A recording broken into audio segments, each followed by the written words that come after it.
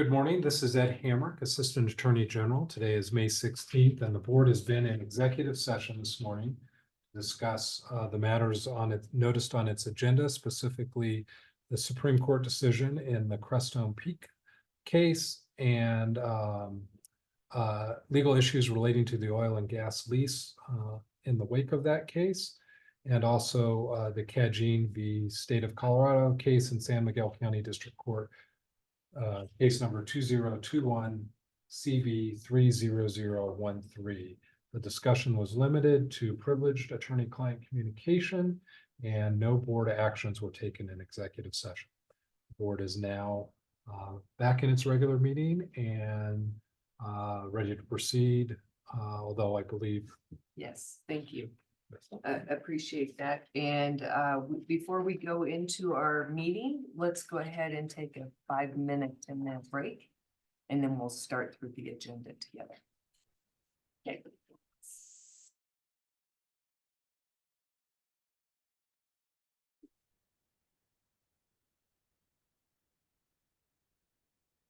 We are back live Okay. and ready for you to take it. Wonderful. Good morning, everyone.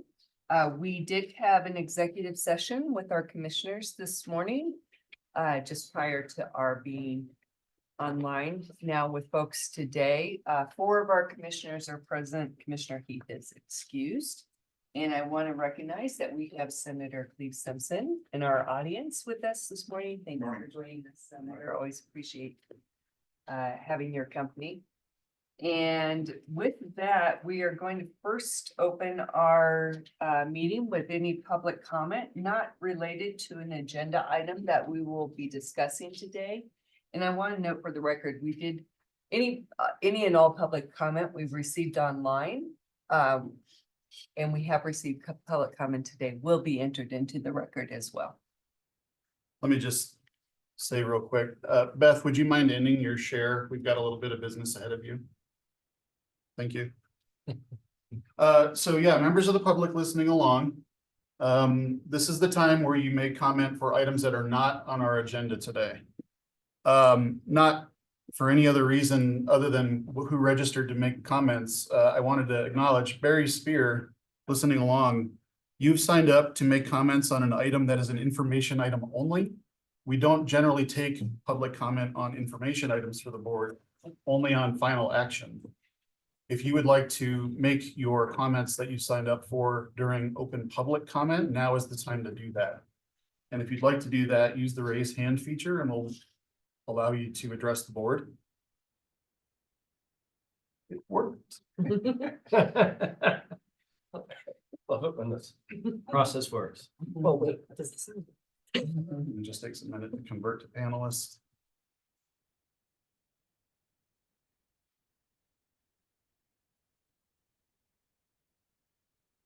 So Barry, if you can hear me, you're in control of your camera and microphone, and when you're ready to make your comment, please do.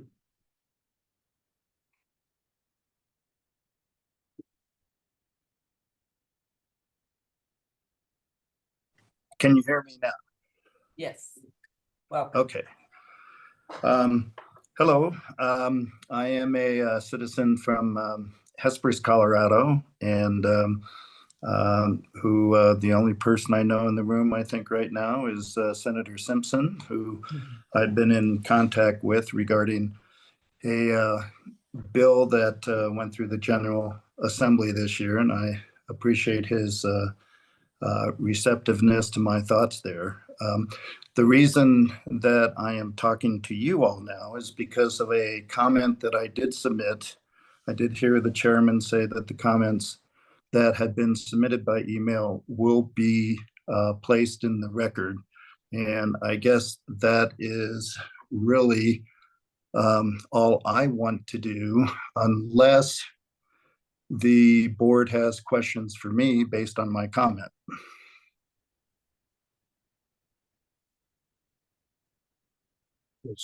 Commissioners, this was regarding the Primergy solar planning lease at the Hesperus property. It's that planning lease is partly on the Hesperus property and partly on private land around us. And I feel certain Beth Lachelle will be addressing that during the information item as well. Thank you. But this is a comment regarding that planning lease. And I have your written comment. Again, it'll be put into our records, so we appreciate you taking the time to do so. We also provided a written response to the comment From Chris. from Krista. Okay, I have not received that response, and I'm just hoping that all the board members do read my comment. Yes. I know Yeah. sometimes comments get put into the record and then they're not looked at by board members, and I would just hope that the board members on this board would take some time to look at that, please. Yes, we have. Thank you. Thanks. Appreciate All your right. time with us. Thank you. That's all that I would like to say to the board this morning. Thank And you. Mr. Spear and anybody else who goes through this process, I'm going to convert you back to a participant. So your screen may look like you've been dropped off the call, but you've actually just, we're in a transition point, so. Okay, thank you. Anyone else listening along would like to address the board with comments not related to items on today's agenda, please use the raise hand. Commissioner, no hands are raised. Okay. We will move forward and again have public comment related to agenda items as we go through those items together. With that, Director Ryan, announcements? None, I'll cover stuff during the staff report. I think I saw Tim. DNR report.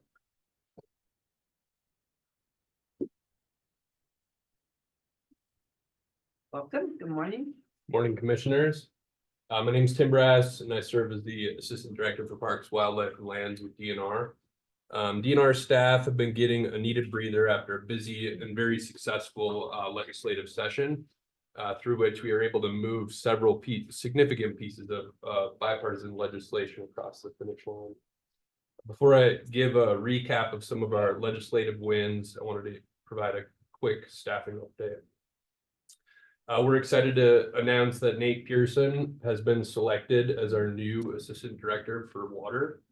Nate has been serving as DNR's recovery officer for the past several years and worked for the governor's office before then. Nate's taken over for Kelly Romero Heaney, who was recently promoted to serve in DNR's new Deputy Policy Director role. Moving on to a few legislative updates. I think by now you've heard from me on most of this, so I'll keep this fairly brief. But we're happy to report that all of DNR's priority bills passed smoothly through the state legislature with bipartisan support, and have now been sent to the governor for signature. And a number of those bill signings are happening here over the next couple of days.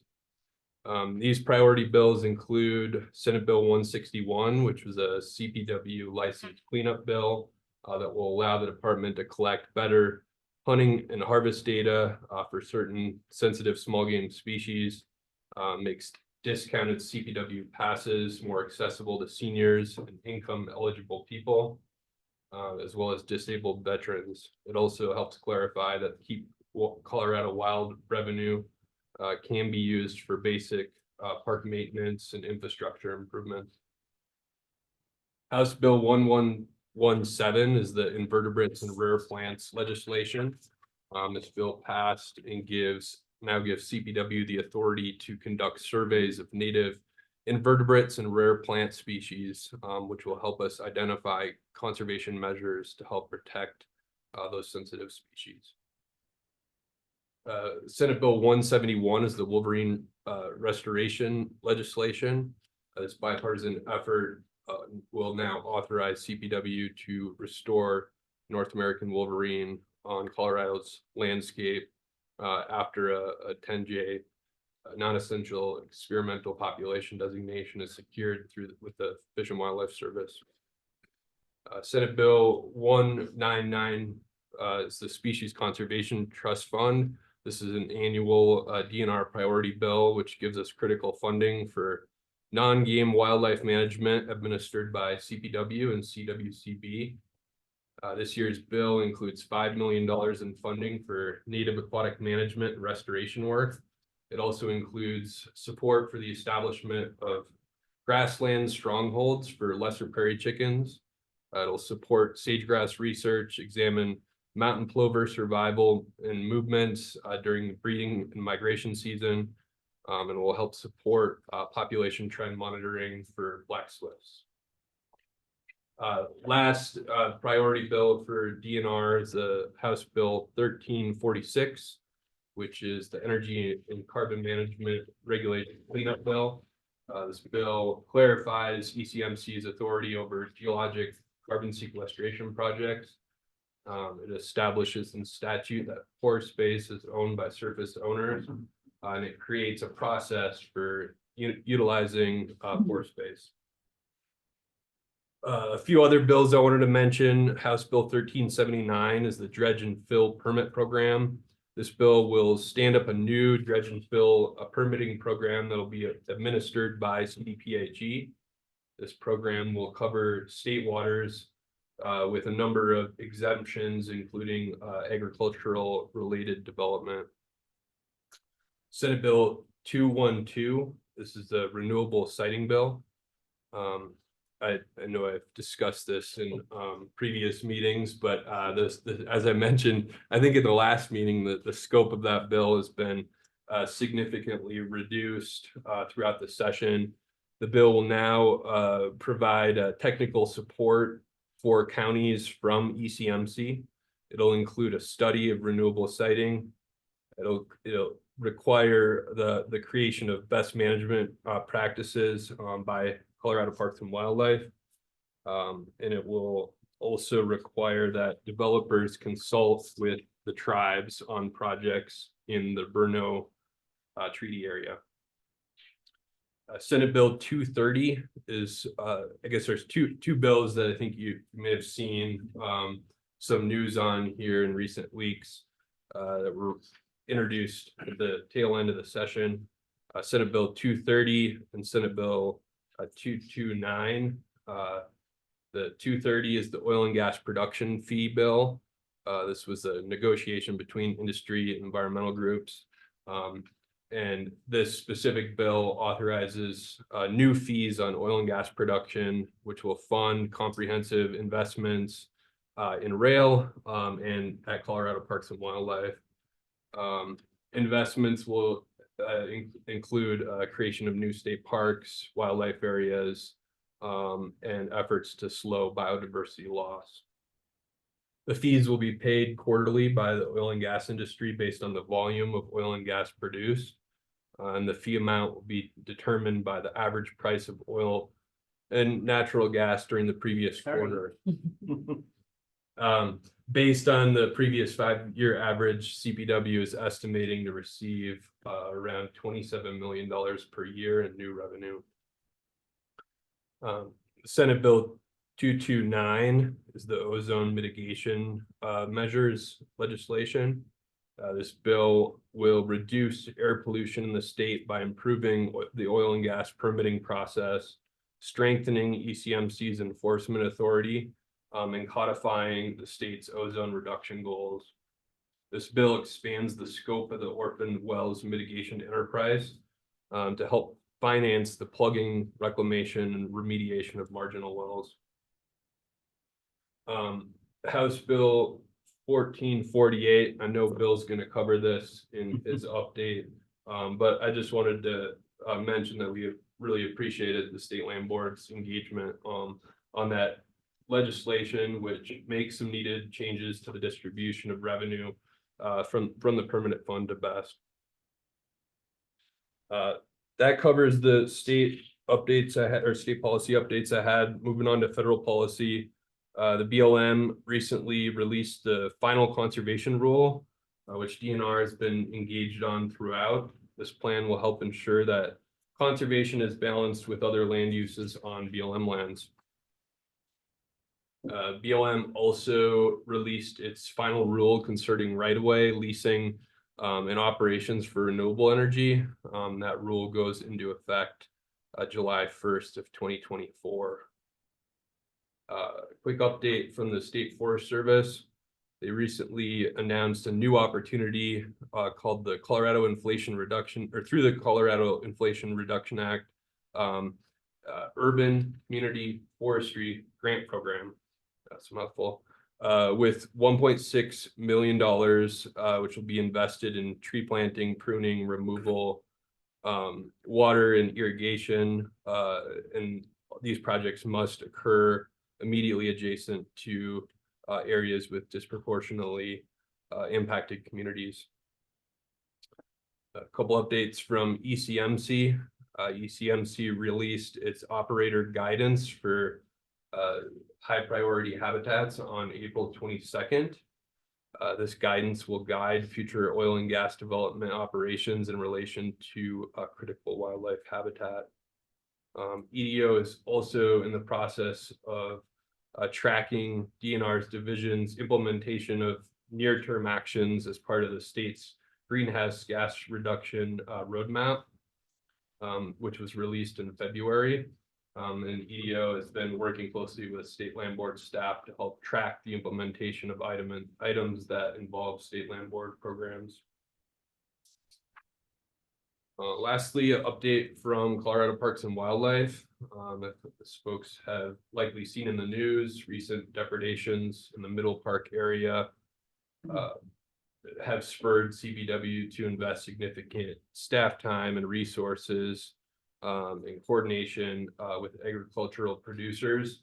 They're working hard to deploy non-lethal mitigation measures as we speak. CPW is also working closely with the Department of Agriculture to get additional resources on the ground as soon as possible. And that concludes my updates. Happy to answer any questions you may have. Thank you. It was a very busy session. Sure. Thank you. Thanks. Appreciate your time with this. All right, we're going to move to business, and I think Elliot, you're up first. Nope. Yes, well, I'll introduce Beth Lachelle from the old fort at Hesperus, and she will launch her slides. I would like to point out that you have a 2-pager on your desk that Beth asked us to print out and put in front of you that has some additional information about that property. Hand off to Beth.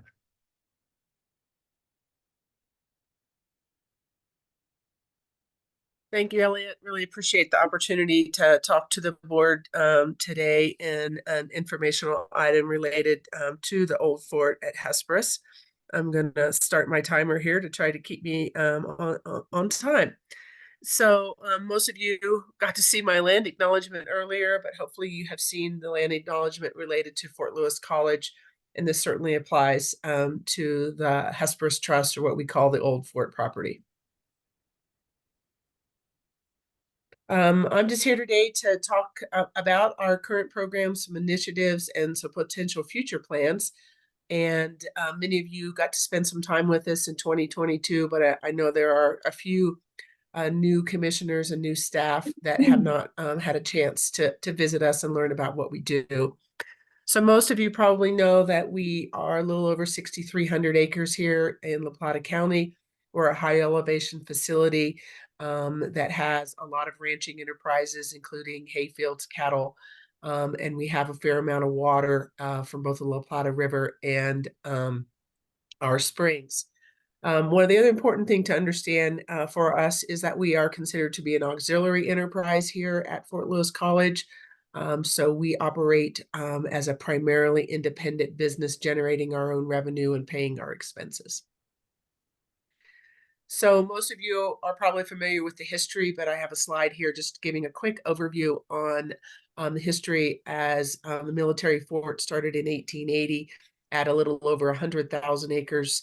And then during the Federal Indian Boarding School time period, that was shrunk down to our current size, which is just a little under 10 sections. We were also a high school. We were a 2-year college. And during that time, Colorado State University operated an experiment station from 1915 to 2010. So if you review all of the documents at the State Land Board, there's been a lot of interesting conversations, interesting leases over the years. But in 2010, when CSU broke their lease, Fort Lewis College came back to the property in 2010. And we have been working really closely with the State Land Board. It took us 4 years to get everything put together. As you see in your board packet, we transferred all of the water, all of the buildings to the State Land Board, to the Hesperus Trust, so that everything was in one place. I want to spend just a couple minutes talking about the Native American tuition waiver and some work that's been done recently related to our history as a federal Indian boarding school. This is the language from the statute that accepted the piece of land in 1910. It has two really important things relative to Fort Lewis College and the old fort. One is that the building and lands will be maintained as an institution of learning, and then that Indian pupils shall at all times be admitted to the school at the same level as white pupils and tuition free. So that is the premise of our tuition waiver that Fort Lewis College still maintains today. I'm sure that you have heard about the reconciliation efforts related to Fort Lewis being, the old fort being a federal Indian boarding school. If you have not, when you get a copy of this presentation, these are two really good resources relative to those reconciliation efforts. I wanted to just share a couple updates on them that you may not be aware of. The first thing is that in 2022, there was a House bill that was passed relating to looking into the history and researching what happened at the federal Indian boarding schools in Colorado. I think the most important piece of this legislation is that Fort Lewis College asked for this. Reconciliation had been something we had been working on for several years. You may have seen the press of us removing the panels on our main campus that showed the federal Indian boarding school in a manner that probably was not true to history. And we had some of those same panels at the old fort, and they were removed. And we encourage History Colorado to work on this project. One of the results of that study is depicted in this particular diagram. We did some LIDAR work at the old fort looking for potential grave sites.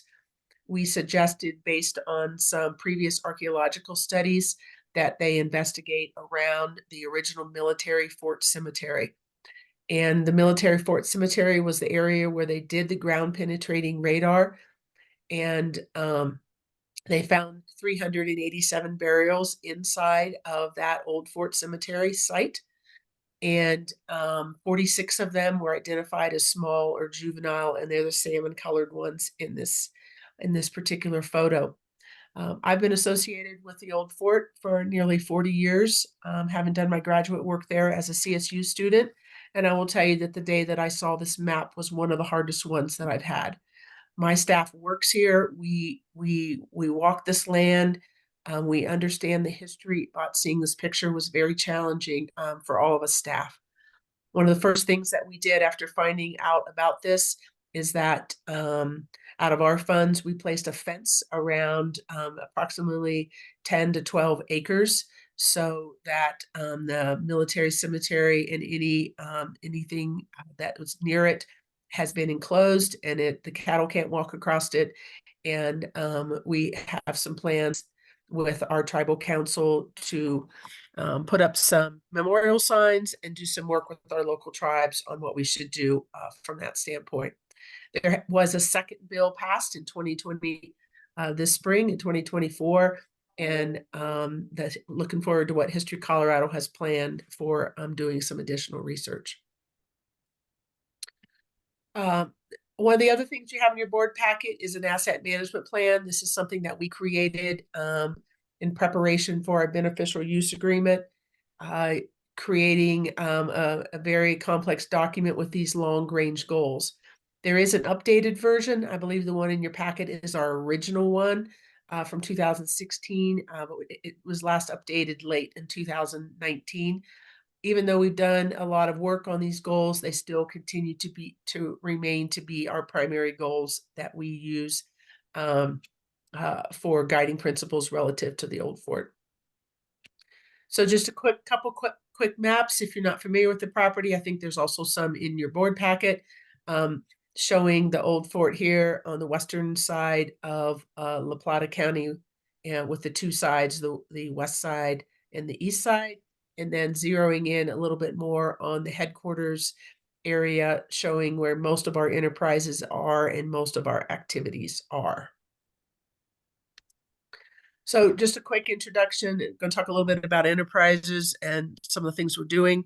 As the director, I have a pretty small staff. I have 2 assistant directors. One works in the cattle and hay operation, and the other one works for farmer training. And she has 1 staff member that works for her as our production manager related to specialty crops. We have several different revenue generating enterprises. This is just a quick overview. I think I got 1 slide on each one of them to see if you have any questions related to that. As I mentioned earlier, we are a large ranching property and we utilize it as an operating ranch. We have cattle, we have hay, we also have specialty crop production, and I'm going to talk a little bit more about that. And then we have several different leases, revenue generating leases. So I wanted to visit a little bit about the farmer training program because it is one of the pieces that we are looking into as future development. Our farmer training program was the first one in the state of Colorado. It focuses on providing new and beginning farmers the opportunity to learn more about specialty crop farming and to have a place to do that. As I mentioned, this particular program, our focus is specialty crops. We have a farmer training program, which is those people that are just wanting to get a taste of what growing flowers, herbs, and vegetables might be like. And this year, yesterday, as a matter of fact, we welcomed 17 participants. We also have an incubator program, which is a farm incubator program where they have access to land, water, infrastructure, mentorship. And this year we have 4 farmers. We've created 28 new businesses since 2012, and 75% of our participants are still involved in farming or in some food-related jobs. We're pretty proud of that statistics. It is about 20% higher than national average. And I'm showing you these pictures as a preface to some of the things I have at the end. Currently, we have a half an acre behind high fence down near the headquarters with some high tunnels, and we have 6.5 acres behind high fence up on the bench. And this is where our specialty crop farming takes place. We also have other agricultural enterprises, our 120 head of beef cows that are on the property year round. And we direct market about 15 to 20 head. We provide beef to our campus dining provider there at the campus as well. Hay production, pretty important when you own cows to be able to produce your own hay. We have a combination of side rolls, flood, and pivot irrigation. One thing that's unique about our system is it's all a gravity-fed irrigation system. For the hay production, we can run the pivot and 9 side rolls on gravity when the pond on the upper end of the property is full. So it's a pretty unique type of operation. Our specialty crop production, I mentioned earlier, we have made a shift as part of our reconciliation efforts in the last 4 years towards including indigenous crops into our crop plan. We also hold reconciliation and indigenous events throughout the year. Yesterday was our corn blessing and blue corn planting ceremony. And then we also have a historic apple orchard that we inherited from the Ag Experiment Station period. And we have hard cider at our local Mancos cidery. So just a quick review of some of our revenue generating leases. Our Conservation Legacy or Southwest Conservation Corps, we have been a partner with them since actually 2008 when CSU was still on site. They use buildings and land for field operations, parking. They have converted 3 of our historic buildings for their use as an example of adaptive reuse. This building, the picture on the right is a picture, indoor picture of the old pig barn and dairy barn, they've converted to a crew storage space. We work with GCC, which is the coal mine that is north of the property as a chain up station, so that the big trucks in the wintertime do not have to chain up on the county road. They can chain up on site and then move towards, same way when they're coming off the county road, they can take their chains off here at the old fort. Mesa Verde Helitack is an interagency fire crew. They're used for helipad and field operations as well. We also sell big game hunting trespass permits on the property. They are required to have all of the appropriate licenses with the state of Colorado, but we sell only trespass permits. And then we have a planning lease with Primergy Solar that we started in 2021 and goes through the end of 2024. This is our community partners as well, and most of these I've already talked about, so I'm going to go forward. So I just want to put a couple things in here in terms of infrastructure upgrades. You saw our goals in 2014, and health, life, safety was one of them, and we have definitely spent a lot of time and energy on the electric grid and the domestic water system. We actually became a public water system yesterday, a seasonal system because of all the use we have. So it's been a very interesting time as a person with a background in agriculture who is working with CDPH&E to get that happening. But I think we've made it, and it's been a financial and an emotional investment. We'll just say that. We also completely replaced all of the electric north of the barns in 2019. A lot of that was original electric dating back to 1920. So we replaced that. We have been working on the irrigation. We installed a new pivot. The picture you saw earlier was a new pivot we put in 2020 during the pandemic. It seemed like a great thing to do during that time when we were all kind of at work. We continue to replace fence. When we took over, we estimated we had over 100 miles of woven wire fence on the property. So we are slowly replacing woven wire fence with pipe fencing that uses 5 strands of barbed wire that's going to be there for a very long time. Our livestock watering system is a great way that we are utilizing our spring flow. And what we have is the picture on the left is where the spring water comes into a gate box north of the barns. And then this water is put into a pipe and it flows through all of our livestock corrals. And we have 6 of these concrete waters that have an in and an outflow. And then at the bottom of the livestock corrals, it goes back into the ditch. So it's been a great way for us to get water in all of our corrals that doesn't freeze in the wintertime, and also to have a lot better beneficial use of our water. As I mentioned, we have 24 historic buildings on site. The picture on the right is another picture of what Southwest Conservation Corps did to the inside of the old dairy barn. Adaptive reuse. We also work with state historic funds to work on our houses. The pictures at the bottom are one of our houses as it has transitioned through historical restoration over a course of 5 years. And we hope to have it finished this spring and offer it to a faculty member for housing, since housing is pretty tight here in Durango. We will begin working on the root cellar this summer, and that will be used by our farmer training program participants. So I want to talk a little bit about potential projects beyond 2037. And one of them is the solar development with Primergy Solar. Fort Lewis currently has a planning lease for 320 acres. If you look at the diagram on the left-hand side, that is the actual 320 acres. After talking with Elliot, I added the picture on the right that shows how it connects to the private property owners that are south of us. So this production lease, if we signed a production lease, it would extend beyond 2037. The current planning lease, we participated in it for a couple of reasons. One is that we're just a small part. We're 320 acres of a 1,900 acre project.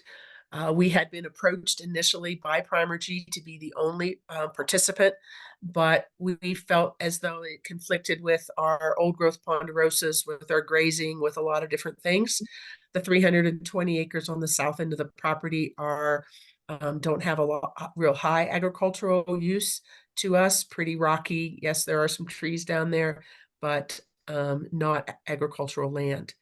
The other thing that it allowed us to do was to have a say in what was going on south of us. So the Iscar Trust and Three Sisters property are part of this. I believe the option has been exercised with the Three Sisters, and so Primergy Solar owns the Three Sisters property now. And what this allowed us was to be part of all of the preliminary environmental assessments that were done. And then when the reconciliation efforts started with the boarding school history, we asked Primergy to do an archaeological assessment on our 320 acres. And not only did they do ours, but they did the entire property.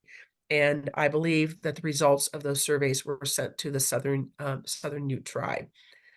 And we did a geotech survey, and those are all things that in order for them to do those types of preliminary work, they have to have a planning lease. So that's where we are on the planning lease. And we have worked with Fort Lewis's AG representative and the State Land Board AG's representative relative to planning and production leases. The planning lease is something that Fort Lewis controls, but when we get to the production lease, we know that it will be a joint effort with both Fort Lewis and the State Land Board.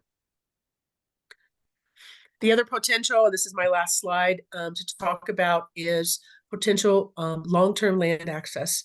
You've heard me talk about reconciliation. You've heard me talk about our successful farmer training program. What we are currently looking at is a way to offer at the minimum, and this would be our step one, 12.5 acres of agricultural land that sits directly south of our farmer training program fields right now. And this would serve Native American and underserved farmers. And in order to make this work, there's a couple things. One, we would need to allow lease the land to a cooperative. Having a cooperative on site would allow farmers to build equity.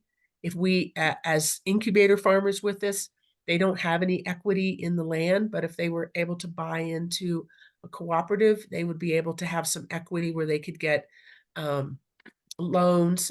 It would also allow the cooperative to have access to grant funds that we as Fort Lewis do not.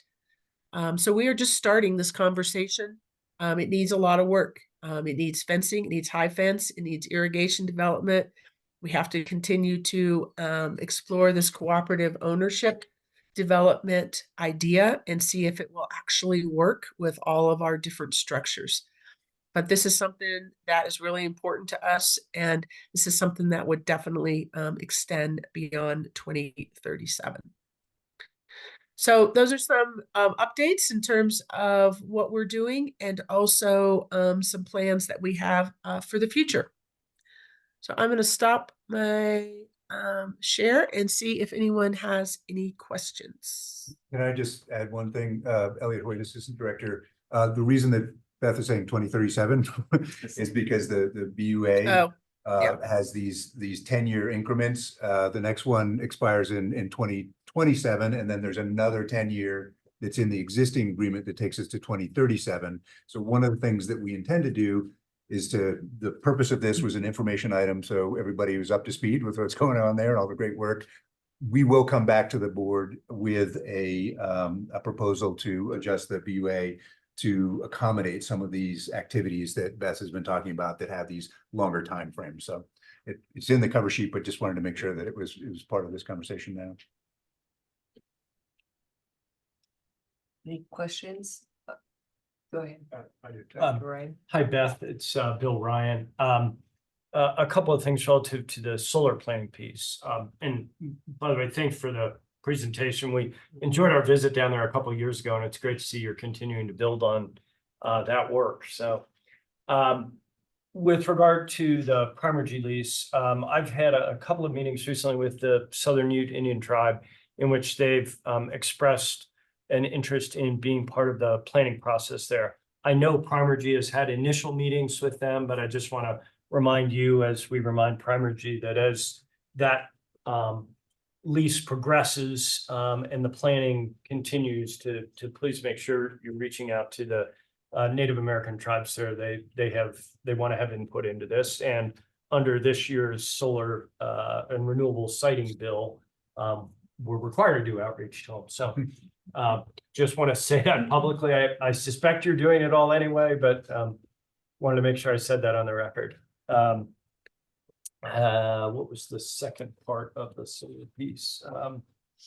As part of that process, also I know CPW will be involved and make some recommendations around wildlife fencing, wildlife corridors, that sort of stuff. And so again, just sort of saying publicly what I know you know already, that CPW will be a referral agency in connection with the permitting of a project like this. And so wildlife concerns that we've heard from the community down there can get addressed through that permitting process. So I guess those were comments, not questions. Thank you, Bill. And I saw, I think they pushed back their timeline a bit too. Yeah. To the end of 26. Okay. Hello, Beth. Thank you for the informative presentation. This is Commissioner Fro. I'm curious, I was a little confused reading through all the information and now this, so trying to get in my mind. Let's say the solar lease proceeds to production and the lease is held with Fort Lewis College.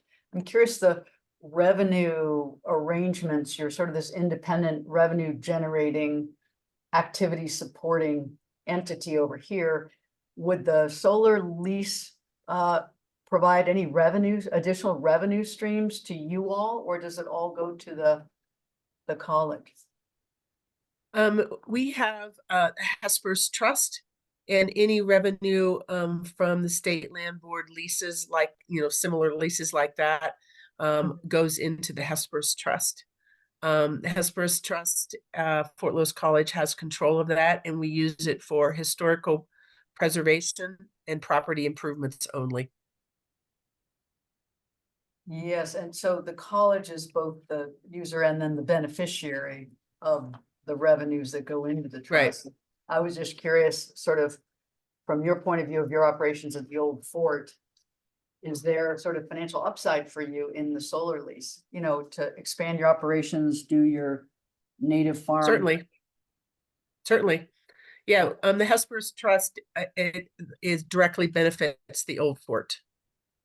Got it. Okay, Yes, yeah, so that's the money we use for matching on all the historical restoration. That's the money that we use for some of the big upgrades, like the electrical upgrades, came from the Hesperus Trust, but it has very specific uses. And so that's where we put big lease income. It goes into the Hesperus Trust, not into the day-to-day operations. right. So maybe I could do all of the buildings. All right, any other questions? Beth, we really appreciate you spending the time with us, and I hope we get a visit down there again soon. It's something, Anytime, you're always welcome. something to see in person for sure, the work. Thank you so much for your time. I really appreciate it. Thank you. Thank you. Okay, we are moving on.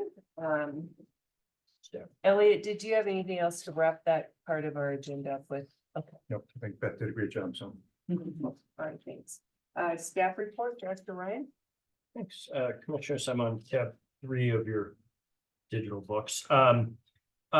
Just a couple of things to call attention to. First, in the staff leasing report, as a reminder, you only see a small percentage of the work we do every month. There are 8 items in the board leasing agenda that you will approve formally with that item, but there are 64 other lease items that you have delegated to staff the authority to take care of. And so that is attached here. And then I want to really talk for a moment about House Bill 1448. That was a win for us. And you may recall that we met last July to talk about the permanent fund, and we were following up on the House Bill 1146 permanent fund report that was done a couple of years ago. And in fact, you all, this board passed a resolution supporting the implementation of recommendation number 1 from that working group report, that was to allow greater flexibility in the permanent fund asset allocation. That recommended that it be done in a few ways. One, that we increase the percentage of the equities. 2, that we broaden the range of allowable investments. And 3rd, that we remove the $21 million required distribution of the School Finance Act. So I want you to know that that last piece is what got addressed in House Bill 1448 this session. That was introduced the day after our last meeting. So we had Andy Stein from BEST, we had Treasurer Dave Young here, we had me sitting here. None of us knew that was happening. Wow. Yeah, we all called each other the day it dropped, and we were like, "Did you not tell?" So it was kind of a funny moment. It was spearheaded in large part by Speaker Julie McCluskey. And she is who asked for the working group report 2 years ago. And so it was sort of heartening to know that she read it and remembered to work that into a bill. The context of that bill was really about providing a new formula for how the state's money gets allocated to the school districts around the state. And that was something that hadn't been tackled in 30 years. That is a big, contentious, hairy subject with lots of stakeholders and constituents in it, and yet our little piece of that got dropped into the middle, and so we were excited about that. In practical terms, what it will do regarding the permanent fund is step down over 3 years that 21 million go into school finance, and instead redirect it to the BEST program. So this year they'll get full 21. Next year they'll get 11 million. The year after that, 6 million. And then it'll be 0. As a reminder, today, the first 21 goes to school finance, the next 20 goes to BEST. So there's 41 million that's committed. The language in this bill says up to 41 million. And so it's not a required minimum anymore. It's an up to. Now, the reality is the permanent fund's earning more than that anyway, so it won't be a problem. But that change in language, I think, gives the treasurer more discretion about how that gets invested and allows it to tilt more toward equities so we can achieve some of the growth we've been talking about for years. That's historically been invested in bonds, and it's barely kept up with inflation. Now we have an opportunity for that to really be a growth engine for the trust so that the future beneficiaries can benefit to the same degree as today's beneficiaries. So that was a big win for us. Thank you for your advocacy. A few next steps. One, the permanent fund board that Commissioner Scanlon serves on will need to review their investment policy statement to change the investment guidelines and allow more equities. That's scheduled to get reviewed in August right now. Second, we probably still need to go back and try and alter statute to broaden the range of allowable investments so this thing looks and behaves more like a typical intergenerational trust. And that would mean some allowance for, say, REITs and for private equity and that sort of stuff. Right now, we're really just limited to mutual funds, index funds, and bonds. So I'd like to broaden that so it behaves a little bit more like a intergenerational endowment. Third, we probably need to go work with Treasurer to revisit that IRS issue you've heard me speak about before so that the income from the permanent fund can be used to pay debt service on the COPs that are issued by BEST. That then will enable a fourth step, which is to change statutes so that the distribution formulas are linked not to our volatile oil and gas revenues, which they are today, but instead are linked to the value of the permanent fund. And that really aligns our interests beautifully. As the permanent fund grows, so too does its distributions to BEST. So a wonderful alignment, which doesn't exist today because the way the formulas are. So those would be some next steps, but I did want to just take a moment to celebrate a success. This has been a long road. I had hoped for years to do it in one great big bite, and I learned over time that it's taking a lot of little baby steps, but we took one this year. So yay team. I also want to make sure I give a shout out to Nick Massey, to Daphne Gervais and Carly over in EDO, Carly Jacobs. They really helped run the legislative and budget side of this for us. The bill, when it first came out, was confusingly drafted, and Nick did great work to help determine intent and get this back to something that worked for us. So, and then the last piece of this is, as a result of Andy Stein being here last month, he's asked me to come speak at the BEST board retreat in July.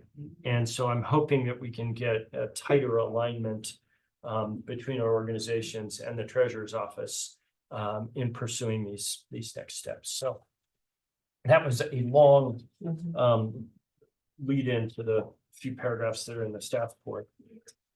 Oh, thank you. And not a formal comment, but how fun is it to be like, I'm on the BEST board? I think SLB sounds awesome. I really do love that, but it's just like so easy. Like, what board are you on? The BEST board. This is the best board. There you go. Exactly. Shout out again to Mindy and Commissioner Heath, who went and received an award for our stewardship work. And that to me was really fulfilling because we have a dual mission and we've put up record revenue numbers for years, a bunch of years in a row. But it's really nice that the other half of our mission is on an equal footing and getting some statewide recognition for the work that we do and that you all support on the other half of our mission. And so having sort of records and being acknowledged for both sides of our work was really pretty fulfilling for me. There are a few other items in here that you all read. Happy to take any questions or. I think you should highlight the agrivoltaics conversations you're having, because that was Thank kind of interesting for Yep. us. We went up to Jack's Solar Garden last month. You all saw that tour and saw what's happening at a very micro scale up there. We were challenged by you all and inspired by what we saw to figure out how we're going to play a role. And so what's come together in the last 30 days is we reached out to Dr. Knapp following that presentation. He's the CSU professor who really does a lot of research around agrivoltaics. We contacted NextEra, who has a number of planning leases with us for large-scale solar facilities. And then we looked at where those planning leases were from an ecosystem perspective and reached out to a couple of our ranching partners. In this case, one that met all the right sort of timelines and ecosystem categories is has the Thatcher family as a ranching partner. And so we're going to have a charrette on Monday with CSU, NextEra, and the Thatchers to figure out how do we just make this happen on that one and work it into the planning process. And so I think what we'll do is carve out 40 to 50 acres and set up those panels in a different configuration to enable grazing and to support the research that CSU would like to do there. And so great to have found partners who willingly leaned into this. And then we'll take what we learn at 50 acres and hope to maybe scale that up. I think Kristen's already thinking about how do we write communications about what we're doing there, what we learn, put this out to our agricultural partners who might be interested. But as the renewable space continues to grow in Colorado, we'd like to find a way for those two communities, renewables and agriculture, to coexist better. And this is a step in that direction, and proud that we're sort of helping lead the way there. Born in Colorado, around the country. Yeah, it's a model. for sure, from my perspective, for sure, Mm. at least in a pilot form. Yep. Yeah, So that's we'll- awesome. We'll keep you posted on that, but encouraged by the leaning in of everybody so far. It was a super fun staff report. Great. Great.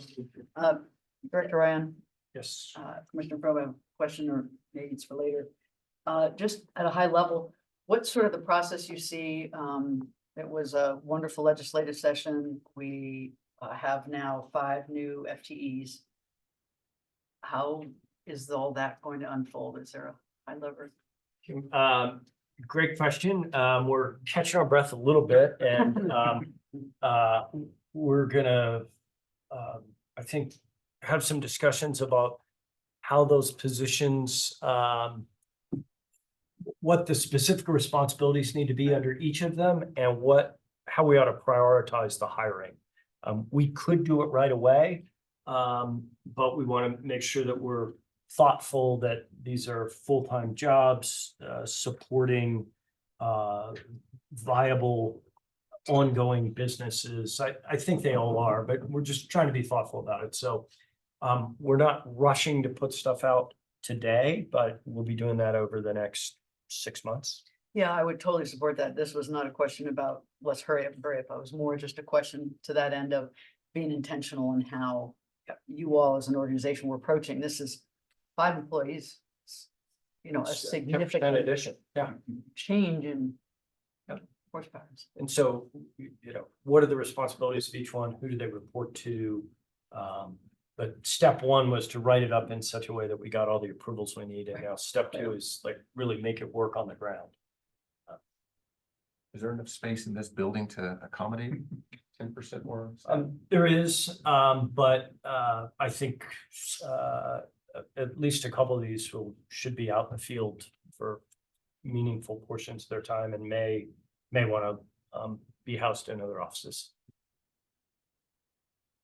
We've got flexibility, so that works. All right, terrific. All right, with that, we're gonna go ahead and move forward with final action items. And first up is under our tabs A, Big Springs Ranch, I and D. Come on, Mariah. And welcome, Mariah. Great to see you. Good to see you guys. Thanks for making the drive. Yeah, absolutely. Sometimes it's fun to come north. Yeah, every now and then.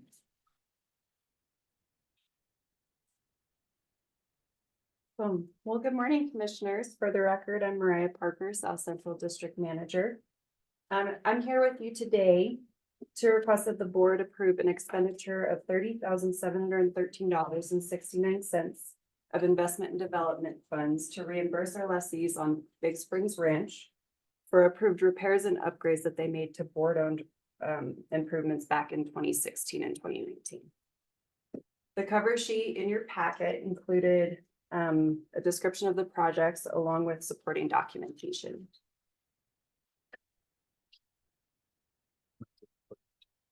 Oh, there you go.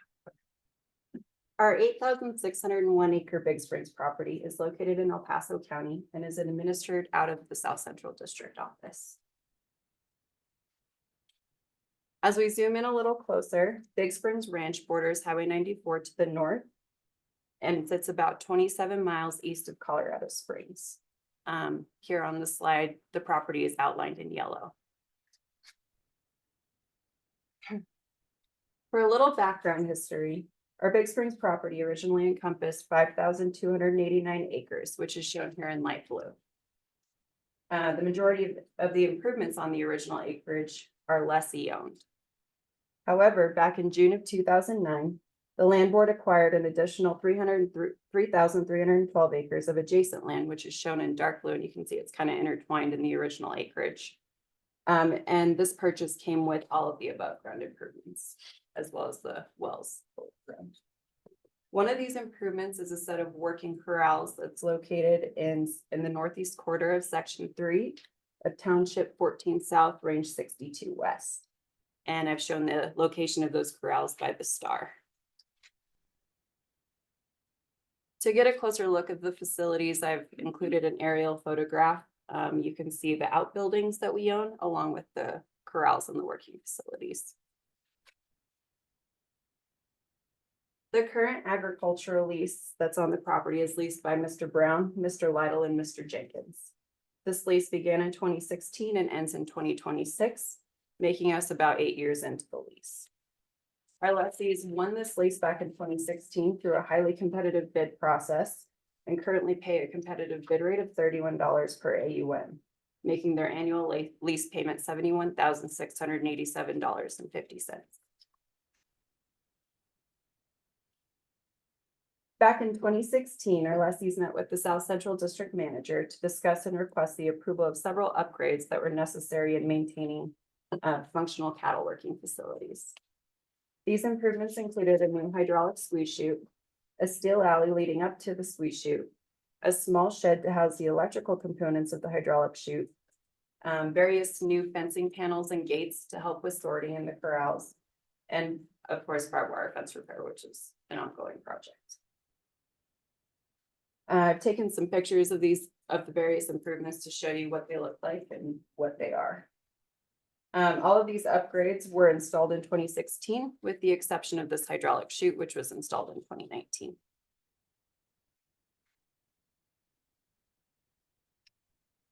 This picture just kind of gives you an idea of what the hydraulic chute is, and then the shed that houses the electrical components of the chute.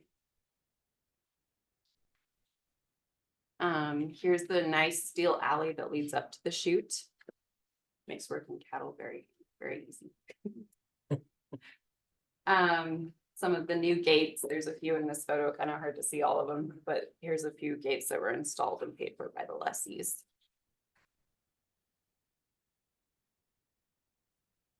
Here's a picture of the continuous fencing panels that were installed to replace some of the old wooden corral material.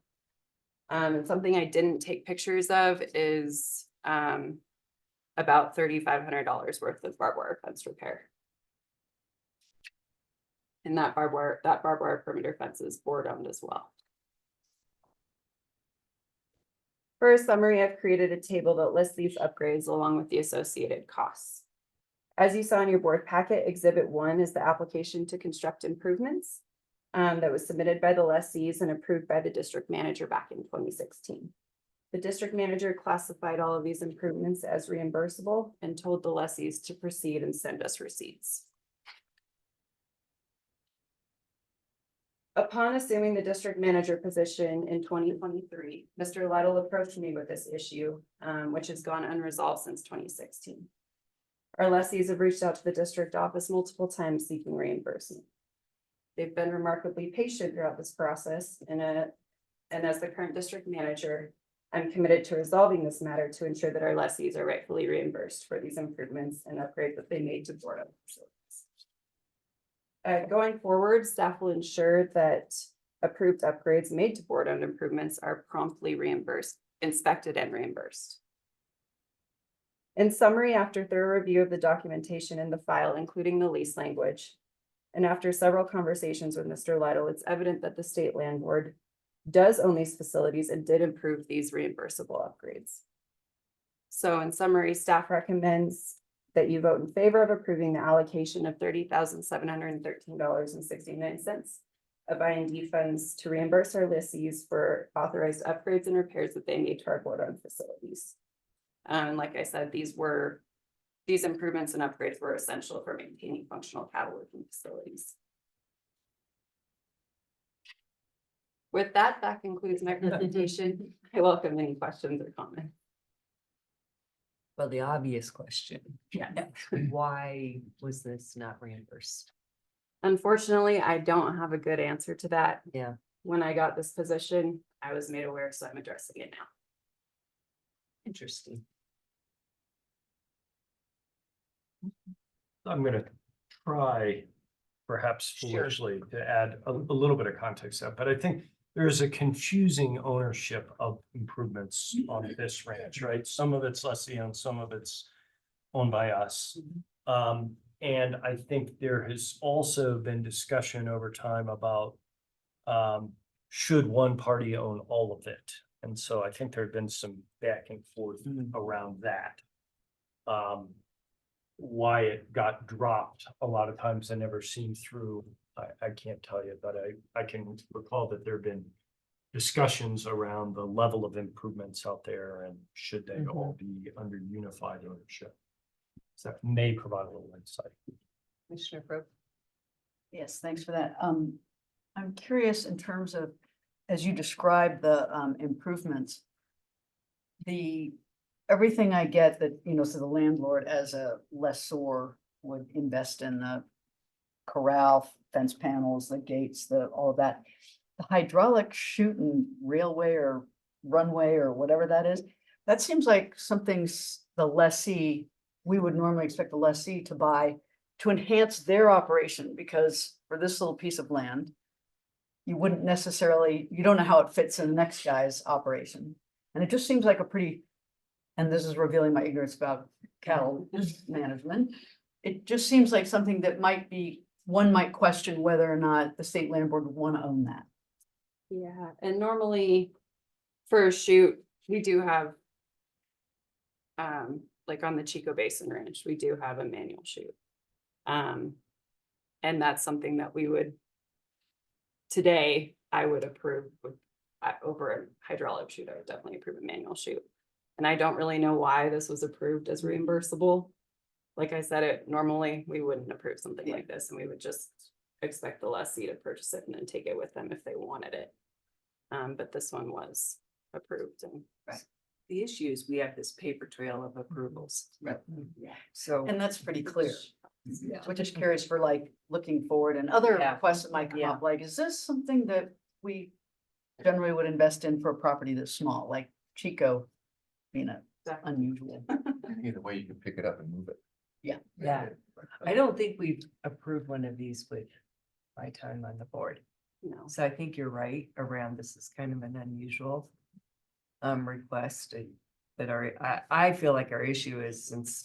Oh, there's really no decision. Yeah, there's a paper trail here that is This interesting. is more for my own edification. Yeah, 100%. That's a super fair question. I agree. This act, they're not charging us interest. Yeah, exactly. Yeah, and like I Rent. said, Yeah. like I said, the lessees have been remarkably patient and they've provided everything that I've asked them to, and they've provided these receipts several times. So. Always interesting out there. Yes. Okay. Any further questions from commissioners? All right, I will open it to public comment and see if there's any public comment on this particular agenda item. Members of the public listening along, if you'd like to make a comment on this item, use your raise hand. Give you a few seconds to do that.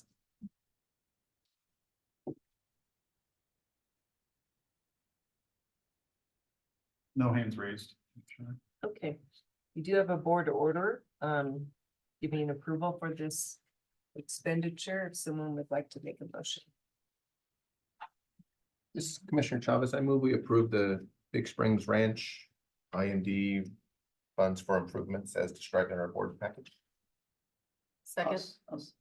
Oh, sorry. We have a motion, Commissioner Chavez, and a second, Commissioner Clark. We will call a vote. Commissioner Chavez, Yes.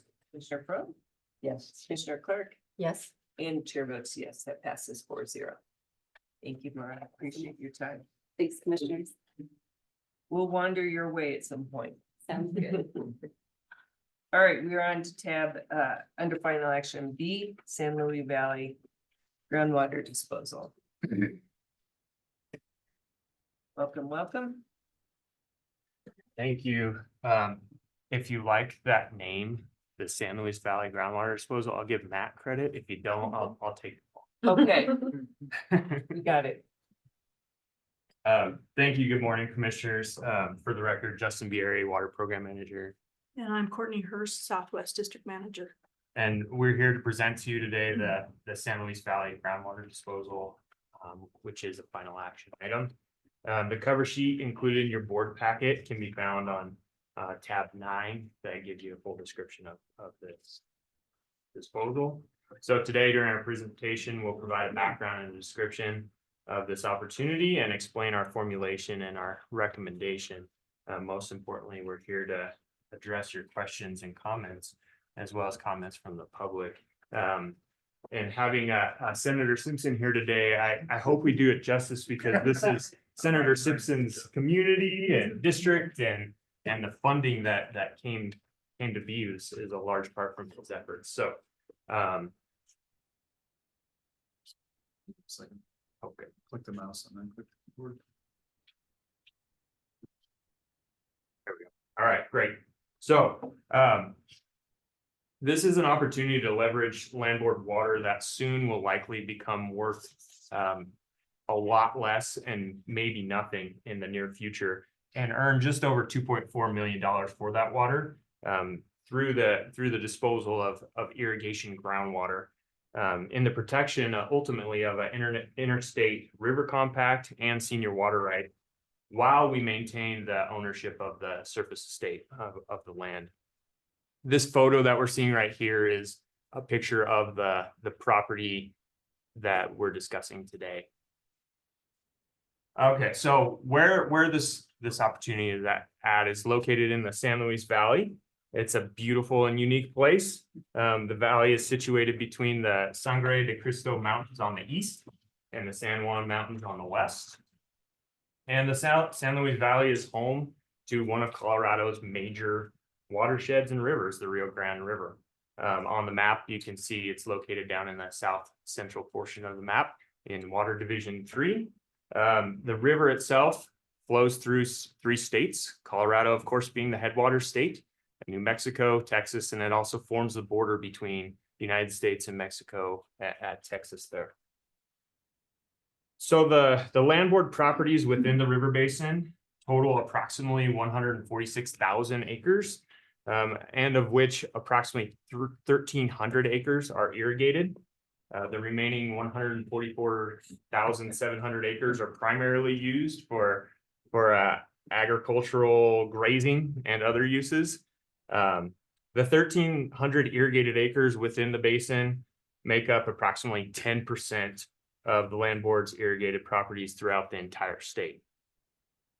The land board's irrigated properties within the river basin are located in Alamosa, Swatch, and Rio Grande counties. The map we're looking at up here on the screen is, of course, Colorado, and the dots throughout Colorado, of course, the land board's properties. And then the southern portion where the blue area are the boundaries of the Rio Grande Water Conservation District, in which Senator Simpson is the manager of. And we'll get into some of the details of that district here in just a minute. So within the valley, it's similar to a lot of other major Colorado watersheds in that it has an interstate compact on it. I think in January, we talked about the Republican River Basin compact. And so this compact is 85 years old, and it addresses the river's management between the 3 states, Colorado, New Mexico, and Texas. Within the valley, the primary source of irrigation is not actually the river, it's high capacity groundwater wells. Those wells are drilled into what's referred to as the unconfined aquifer or a shallow aquifer. This aquifer, or really series of aquifers, is arguably one of the state's most complex systems of aquifers. Sorry, I lost my voice here. This aquifer is the principal or significant source of groundwater that influences the flows of the surface water of the Rio Grande River. And it remains here. There's a lot of, the groundwater use in this area is heavy, and its impacts on the Rio Grande are significant in the same way that other river valleys in Colorado experience, like the Arkansas Valley and on the South Platte. The unconfined aquifer pumping activity results in rapidly declining groundwater levels and groundwater depletions exceeding total amount of groundwater recharge from natural sources or from ditch recharge, causes a deficit. So if you take more out than what you're putting in, there's a groundwater deficit that ultimately affects the river. So to manage the groundwater use and its impacts on the river, the Rio Grande Water Conservation District was created. The district is also tasked with protecting enhancing and developing water resources within its jurisdiction, which is similar to most water districts and even to some level my job with the land board. To address groundwater management, the district is further divided into 6 sub-districts throughout the San Luis Valley. Each is designated to manage a specific geographic and hydrogeologic response area within the valley. Each sub-district aims to restore a balance between available water supplies and current levels of water use, ensuring that the aquifer and water are sustainably used within the valley and maintaining an agricultural based community. This is a unique approach in Colorado, as it's a local response to impending groundwater curtailment. The map that we're looking at up on the screen is a map of those 6 different sub-districts, and you'll see a pink area in the center of the map, and that is sub-district number 1. Sub-district 1 is Rio Grande Water Conservation District's largest sub-district and includes the largest number of irrigation wells in the valley. Well owners within sub-district 1 pay a pumping fee to the sub-district, as the sub-district is the source of the well's augmentation or coverage to protect against injuring senior water rights and the river compact.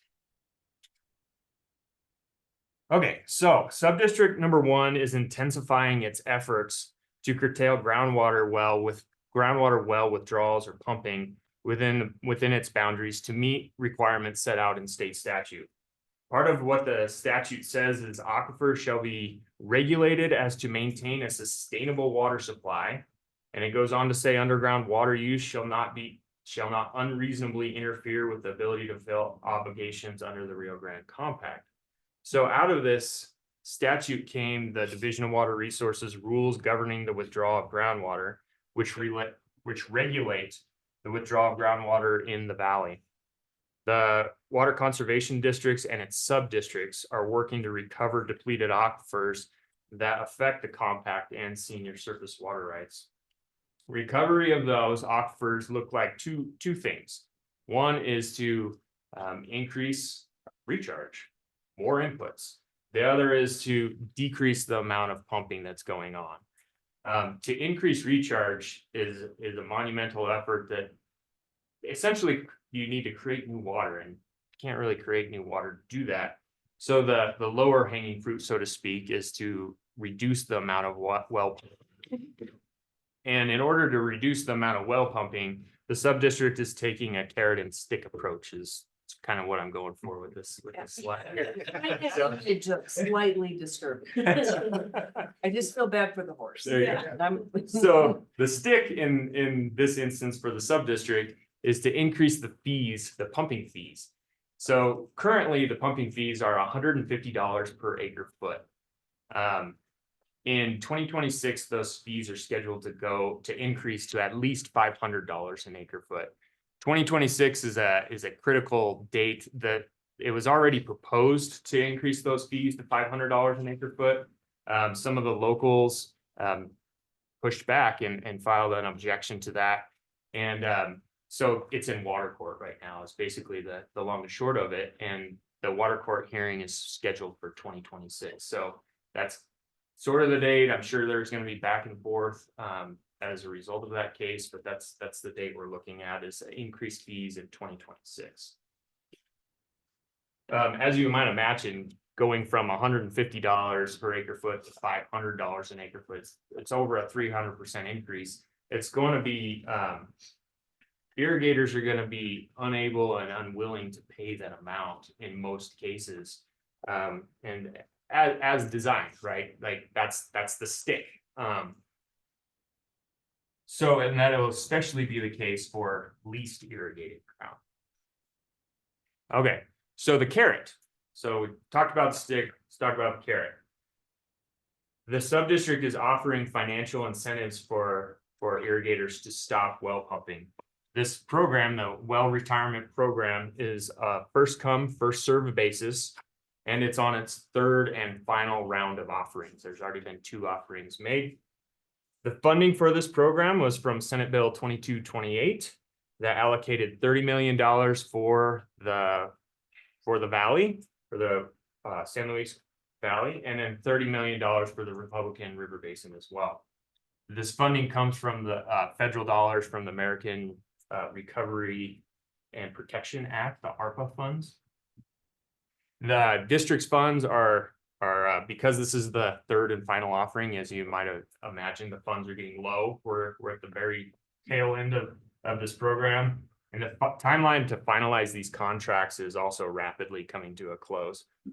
So what this well retirement program offers is $4,250 per acre foot for historical pumping. Historical pumping has been defined as the pumping period between 2013 and 2022. And what they do is they take the average of the highest 5 years of pumping. That average gets the $4,250 per acre foot applied to it, and that's your total payout, so to speak.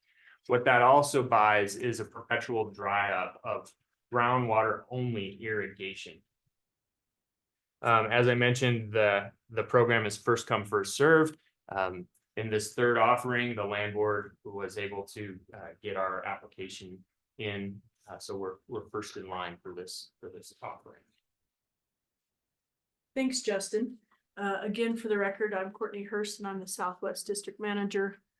Before I get rolling on this, I'd like to say that it has taken me almost a decade living in the San Luis Valley to understand pretty much what Justin just said. It is a very complex water situation down here. So anyways, I'd like to just take this opportunity to provide you guys with a brief overview of the state land board owned properties within Subdistrict 1. Across the subdistrict, we have 11 irrigated quarters, which total 18 high capacity groundwater wells. 7 of these irrigated quarters are irrigated by groundwater only and are located in the eastern portion of the subdistrict. These 7 quarters, which are groundwater only, are eligible to participate in the well retirement program being offered by the subdistrict. Staff evaluated the 7 quarters for participation in the well retirement program and found that we have 3 quarters which are well positioned to participate. These 3 quarters make up 480 acres of what is now a vacant irrigated parcel. The lease on this parcel, which was an irrigated crop lease, expired by term in March of this year. When it was under state land board irrigated crop lease with us, it was a tier 2 irrigated crop lease, which means that the state land board owns the water and the land, but we don't own the irrigation infrastructure on the property. So that would mean the pivots and the pumps associated with getting the water out of the ground. Here is a close-up map of the property. And as you can see, there are 3 quarters that make up the parcel. Each of these 3 quarters was irrigated by center pivot irrigation. And each quarter is approximately 120 acres.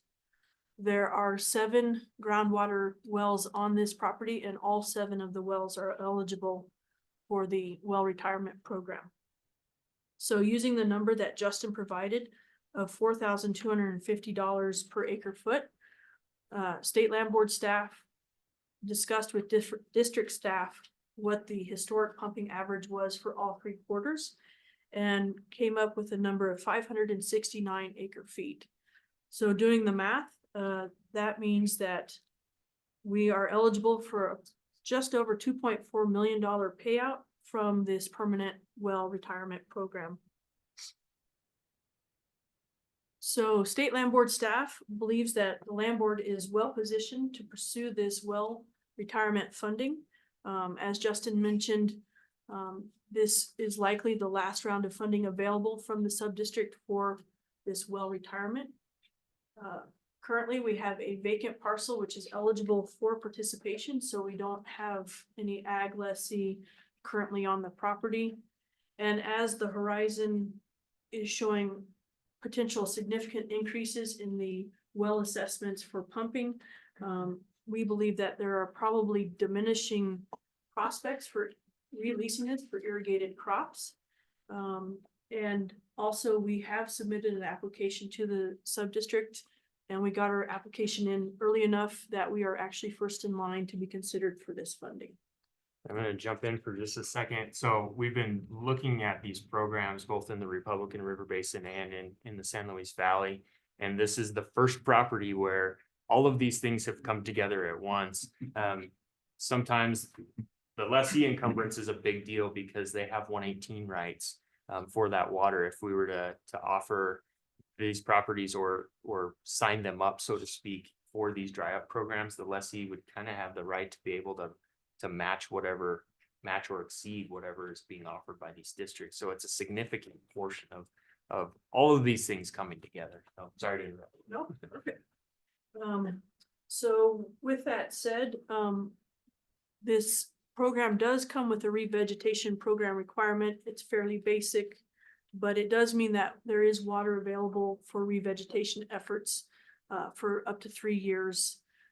Given that the State Land Board does not have any infrastructure on the property, we may be looking at more of a dry land revegetation effort versus being able to bring someone on to use that water and spread it out for us. At the moment, I'm in preliminary discussions with local experts about what that dry land revegetation effort may look like. This is a topic of discussion in the San Luis Valley. And while I don't have very many items to give you a cost estimate, I can give you this. According to one local expert from the local soil conservation district, it's approximately $150 an acre for seed and drilling of that seed. So that would mean across the 3 pivots, one seeding event would cost $54,000. If we were to do 3 seeding events, we're looking at $162,000. So that's a kind of a baseline of what we may be coming back to this board for under an IND fund request to help participate in the revegetation efforts. And it would go up from there if there's other inputs. So I'll turn it back over to Justin. Thanks, Courtney. Okay, to recap, we are in contract negotiations with the Rio Grande Water Conservation District for a one-time payment of over $2.4 million to forever stop pumping groundwater to irrigate this particular property. We're asking you to vote on whether or not the land board should move forward with entering into a contract with the district to sell groundwater rights and enter into a perpetual dry up covenant for groundwater irrigation uses on the property. Pause real quick on the perpetual dry up covenant. This is an important part for the district in that if you sell them your wells, you can sell them your wells, but there's nothing necessarily stopping you from redrilling a new well and continuing to irrigate. So that's really what the perpetual dry up covenant is driving at. The wells themselves, however, can remain on the property, the holes in the ground, and can be used for non-irrigation uses such as livestock, commercial, industrial, and domestic uses. In the well water administration world, we've commonly referred to that as a downgrade. So post revegetation, this property can continue to generate revenue for the trust under other lines of business. Participation in the dry up program and the set is considered a sale of an asset because water is real property.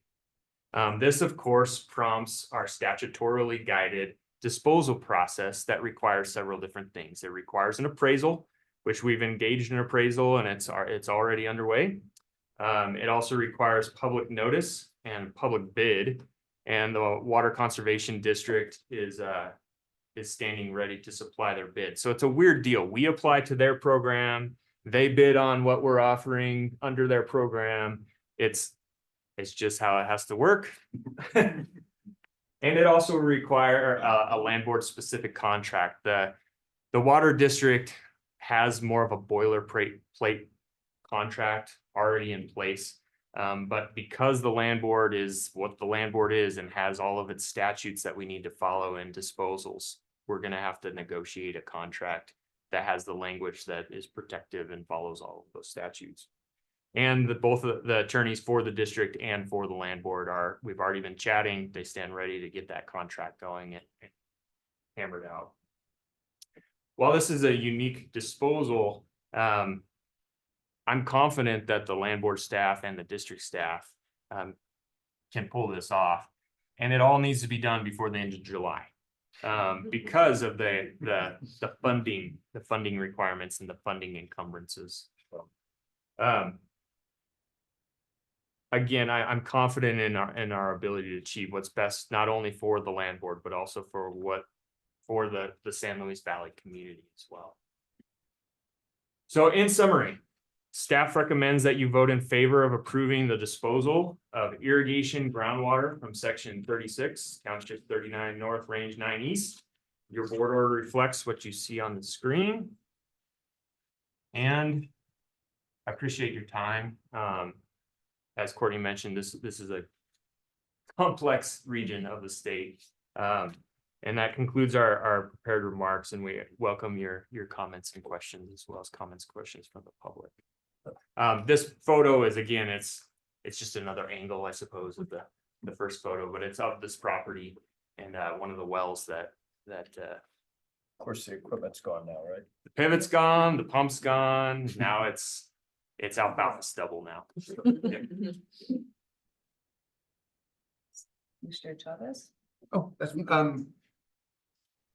you spent a little bit of time on the re-vegging side, and that's certainly my biggest concern, the costs and time. These, I take it, are 1041 county regulations. Or is it the district?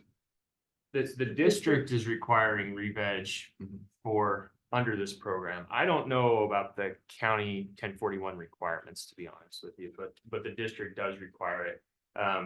As Courtney mentioned, the district's level of re-veg is probably not quite to the level of the land boards, and that we want the land board's property to be re-veg so that it's functional.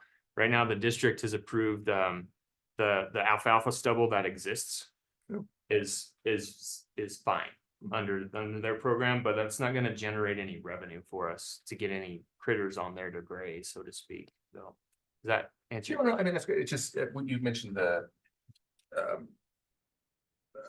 again, I'm in favor of the settlement. I'm long term, what's the timing, what's the requirements? Invasive weeds, do we have to continue spraying until we get a lessee on board to graze there? I just know in the Arkansas Valley, Aurora spent maybe $2,500 an acre to re-veg the land they bought 20 years ago. And it was years, decades, really. They finally got approval from the county. And who signs off on it? The district or the county? I guess you're saying the district will come out at one point and say, you look good, your hands are clean, you're done. Yeah, they require a plan. Yeah. It's what I've seen just in the last 10 years, what Aurora had to do. It was one hell of an undertaking. And the other question, and I'm sorry, yeah. No, please, um, please. As we look at Republican River or that basin, would we have been better served, and if we knew about these things, to lease the infrastructure from the previous lessee to then to irrigate it? So the infrastructure's in place, everything's in place, plant the seed, turn the sprinkler on, and we're golden. That But would have it's, been a good option, and it is something I asked the lessee as he was going towards retirement. He had one pivot left on the place. He had already started his removal of the pivots. Starting back in 2020, according to him. Yeah. So, and he was in a position where he was selling them. So I said, "Could we lease this pivot from you, or could the next person?" And he said, "Oh, it's already sold." So it was just unfortunate that we didn't capture that structure in that way. I did, in this kind of preliminary discussions with local experts, I talked with the previous lessee along with a few other folks to see if there was any kind of pivot leasing market in the valley. Is there any, can folks do that? And the answer I got was probably not. I think there's some pretty heavy costs associated with trying to get the infrastructure back in there to then utilize the water. And Is there a so- history of dry land re-vegging? Well, so the local experts that I'm talking with, they are looking at the revegetation efforts of CREP within the valley, which is an NRCS program, which the district is modeling a lot of their re-veg after you get 18 inches of water per pivot for 3 years. You got to divide it up over that 3-year period. So they're looking at the success of that, and The in water top- doesn't help if there's no infrastructure. correct. And so they were looking at that, but they're also talking about the dry land re-veg effort. And one of the things that I want to find out a little bit more information about is if we were to seed, then bringing in a local operator to almost, I can't use the word custom graze because they would have to feed, but bring in a livestock operator almost as a contractor that we may end up having to pay to graze it in such a way to help promote that seed generation and, get some cover on there with the hay that they feed would provide a little bit of cover to that seed, kind of like mulch. And I just wasn't able to get a number from him on what that might cost, but I'm talking with George Witten with San Juan Ranch, and he's done similar stuff in New Mexico, to kind of transition a place from bare ground to something that's a little bit more productive. Well, being that you're saying this is the third round of buyouts or whatever, it's, Third and final. what are the other landowners that sold? Are they dry land re-vegging, or they kept the sprinkler on? I don't have an answer. But I can, talking with the district, they've seen some success of planting a barley crop. And then in that barley stubble, they've been able to drill native grasses and that sort of thing, so. Very low water intensive, very basic stuff that. No, it's tough. I mean, re-veg is, it's a challenge, what I've seen. Yeah. I didn't know if I was. Yes. Join the. My question for you. Commissioner Chavez, the re-veg is such a challenge for us. So we've only been doing this kind of targeted dry up for less than 10 years, and you're trying to take land that's been in production for 100 years. So we don't have a really clear, exact process how to do it. It started in the district with CREP, with the federal program. And as Courtney pointed out, it was 3 years and a limited amount of water. And we've had some successes in that space and some challenges about trying to get some native vegetative cover reestablished. So we're still in this learning process, and there's a variety of trials going on about how do you take that productive ground out and get a re-veg plan in. And so far, you touched on 1041, Alamosa County's 1041 hasn't taken, if they have that authority, they haven't demonstrated or required us to use it. It's just been us and our own standards and our own expectations. So, and there are, I haven't stopped to count, 100 or more circles like this have gone out of production. It would have been nice to be able to capture the pivot that was there before it left, but I would say arguably the board would have to look at it and do some analysis. There's probably a used sprinkler sitting somewhere close that you could potentially secure and stand up to assure a more successful re-veg on those parcels. So that just an option to consider. Thank you, Senator Simpson. Well, we don't own a pivot, but we do own a hydraulic calcium. There's that. There is that. Commissioner Probe? Yeah, Senator Simpson, thanks. I'm glad you've joined us. I have sort of a bigger picture question, sort of, as you said, this has been going on less than 10 years. Two parts of it. First is, generally, could you apprise us of what is the status of the compact deficiencies and lawsuits, just high level, like where does that whole situation stand? Sure. And secondly, how do you see with this effort, 10 years from now, what is the ag production profile look like in the valley? Where do you see it going? And this isn't guarantees or Sure. whatever. It's just like your sense of being on the ground there. How do you see it changing and where's it going? So the first question's easy to answer. From compact perspective, Colorado has never been out of compliance with their compact since 1969. When the compact started in 39, Colorado got significantly in debt.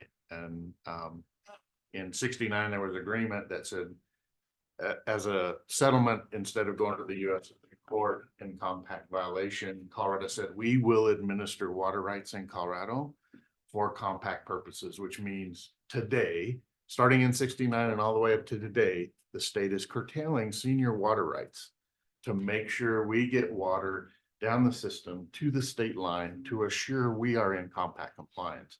So any interaction between groundwater pumping and the flow of the Rio Grande, some senior surface water right is paying for that impact. So we're not out of compliance and haven't been. Okay. In 69, we started this curtailment. In 1984, there's a provision in the compact says if you fill and spill Elephant Butte Reservoir, all your debts are wiped out. So 84, we wiped out any debt. And since that date forward, Colorado has stayed in compliance with compact. So there's no real compact connection to the state. There is to producers that own water rights. Like I own surface water rights out of the Rio Grande and I own well water rights. So there are times my water right, my surface water right is being curtailed, reduced diversions out of the river because my well is pumping groundwater. So easy answer, the compact is resolved. The harder discussion is what does agriculture in the valley look like going forward? And Mother Nature just holds all the cards here to go a couple of things to demonstrate that. This sub-district 1 where these 7 wells are located has reduced its pumping by 1/3 over the last 10 years. It went from pumping over 300,000 acre feet of water to pumping just over 200,000 acre feet of water. The aquifer has not responded because Mother Nature hasn't provided supply in that same time period where we've reduced by 1/3. I think Justin touched on this. We actually divert water out of the Rio Grande under a decree that's just for recharge. So we divert this shallow, unconfined aquifer is really managed both by Mother Nature and by us. So we divert water out and we put it in the aquifer and then we pump it out. We've cut 100,000 acre feet of pumping out of the system, but we don't have the flows in the river and the snowpack anymore since 2002, the worst drought in our recorded history. The aquifer has just been really challenged. So that's where these programs come forward. And that's where the sub-district was organized to incentivize folks in the CREP program. And then they do lease fallow programs. And then we've done outright purchases to reduce groundwater withdrawals. And then we had access to the federal dollars, the ARPA dollars. I ran the bill to secure $60 million and we split it 30 to the Republican and 30 here. And I told the board, the bill went through the session without a single no vote anywhere, from interim committee to appropriations, committee of reference, and on both floors, and never had a no vote. When I went to the district board, I said, all right, that actually was the easy part. Now that $30 million, CWCB has it. How do you figure out how to stand up a program to incentivize people to reduce their groundwater withdrawals?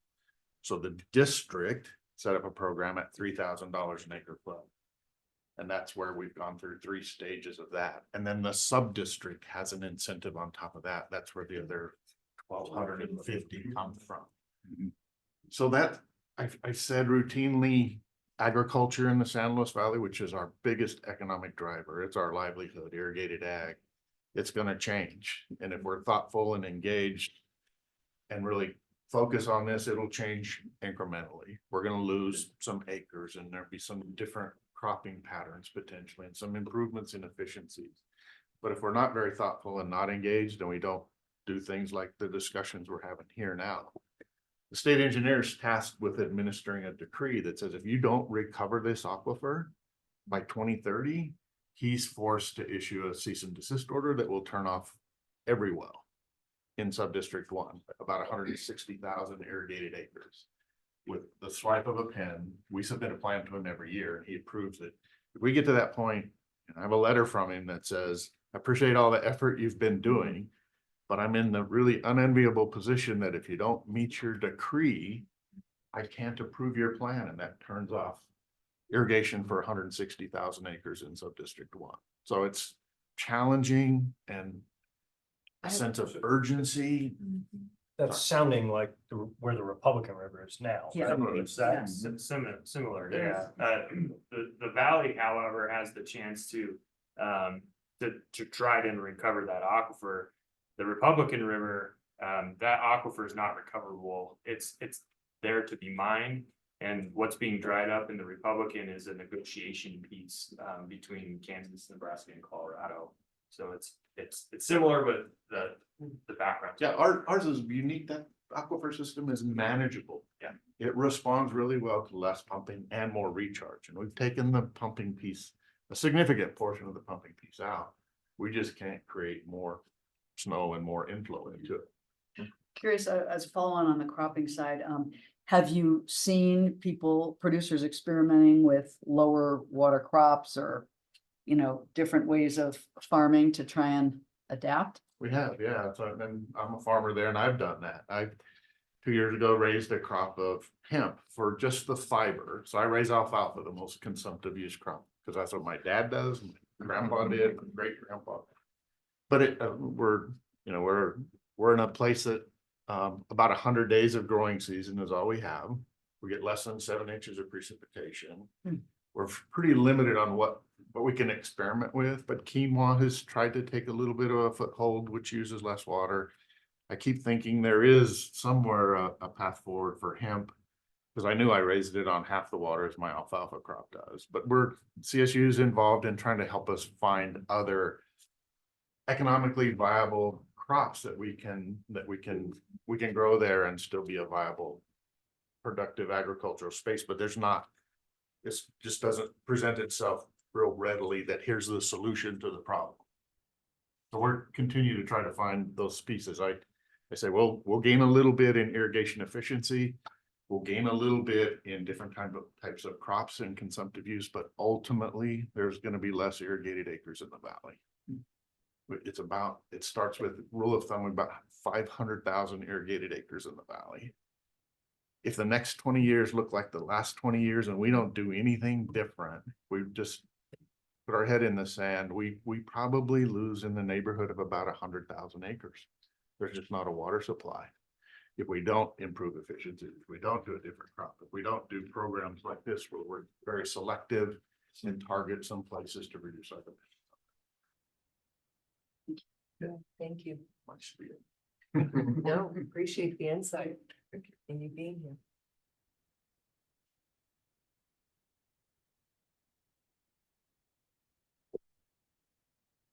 All right, are we ready we do have a board order, I believe.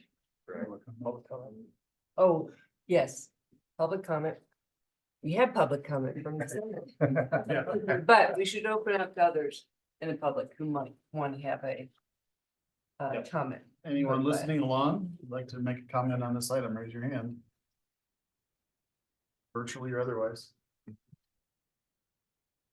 No hands raised, Commissioner. Okay. So we do have a draft board order in our board packet. And we will need a motion.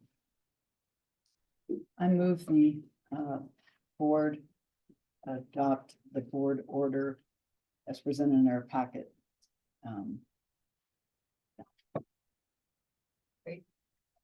Second. Commissioner Fro, Commissioner Chavez is second. We'll call a vote. Commissioner Chavez. Yes. Commissioner Fro. Yes. Commissioner Clark. Yes. And chair votes yes, that passes 4-0. Do keep us apprised. It's going to be interesting. I like the $50,000 area for rebid, more than the $162,000 area. We'll see what we can do. Yeah, see if you can get creative down there. Yeah. Borrow Yeah. a pivot. We can Borrow- loan a chute, right? Yeah, Right. yeah. We may we not got help in things. this case. We got things. No, it's really gonna be interesting because the CSU piece I didn't mention, but I think there's just gonna be a lot of interesting things that can be done because there's a lot of people looking at this. Because they kind of have to. Exactly. Yeah, Be yeah, creative. yeah, exactly. And we So can I play the think- long game. You know, and the other 4 quarters that are irrigated that I mentioned on the west side of the valley. If it goes to $500 an acre foot, he has told me that he can't make it work. So this is kind of a pilot for us to know what do we do with our irrigated ground if producers aren't able to continue going. So And I'm just curious, off the top of your head, for these 3 quarters, what was the annual lease rate? I mean, the total rent we got? so at the end of his lease, he was only leasing 1 quarter and he was getting about $15,000. We were getting 15. Yeah. So 3. 15 times 3, 75. And he was at a lower rate. We would actually be making a little bit more than that today. Okay, but even say 20 times 3 Yes. versus 60. 2.4. I'm just trying to, Yes, yeah, Yeah, I just spin off the interest. yeah. Yeah, yeah. yeah, I appreciate that. Well, Justin and Courtney, thank you. It was also a great learning session. I'd like us to be kind of on the innovative edge of some of this. I mean, we're the right entity to try and think creatively and experiment with some ideas. Because I think to the senator's point, this is a real issue going forward. It's not gonna go away. Okay, cool. Thank you. All right, I see Wilbur on screen. So we're gonna move on to, we're at we're under item C. Final action. It's so dramatic of an entrance. Oh, that's. We're looking at our home sites policy review. You should do it when you leave too. All right, Wilbur, we can see you. I think you might be on mute though.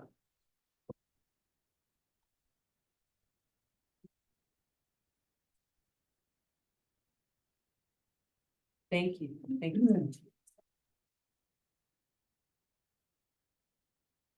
Okay, can you hear me now, commissioners? Yes. Sorry about that. I had to get the right button clicked, I guess. And can you see my, oh, you're not seeing my slideshow, are you?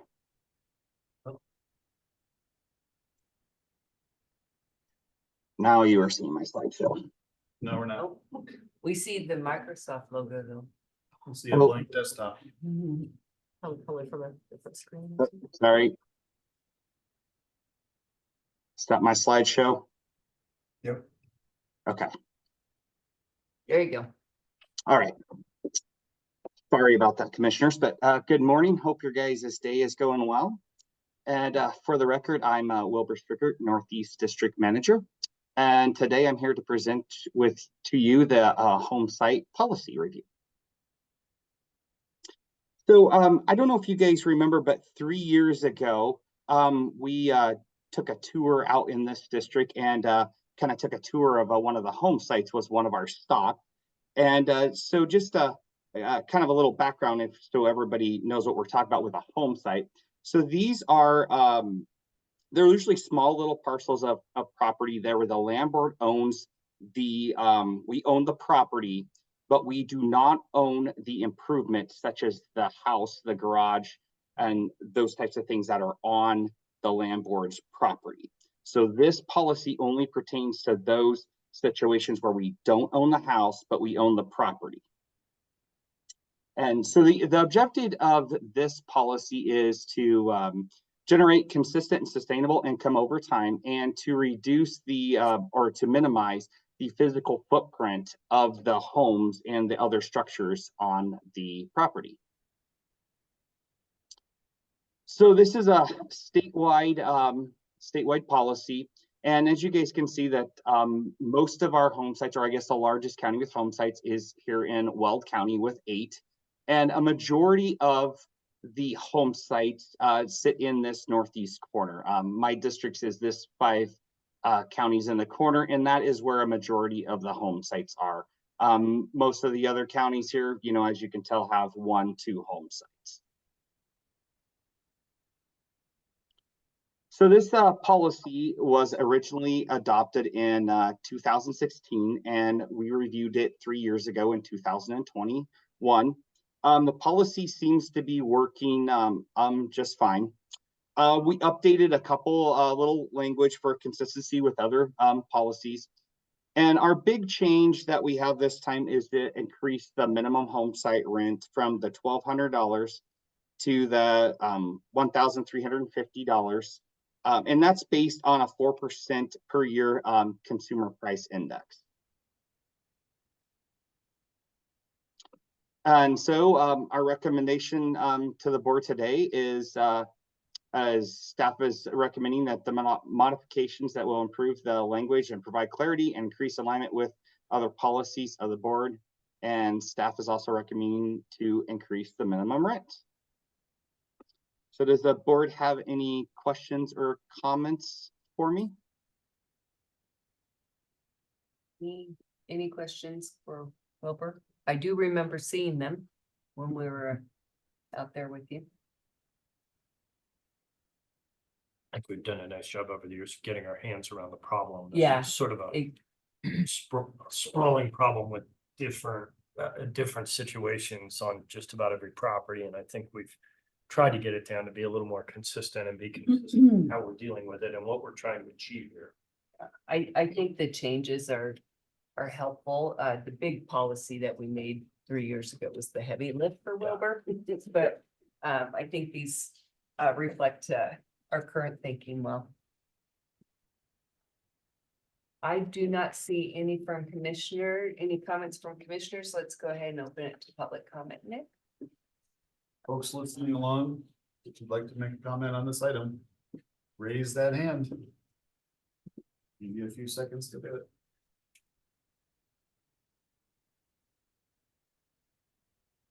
No raised hands, Commissioner. Okay, we do have a draft board order in our packet if someone would like to make a motion.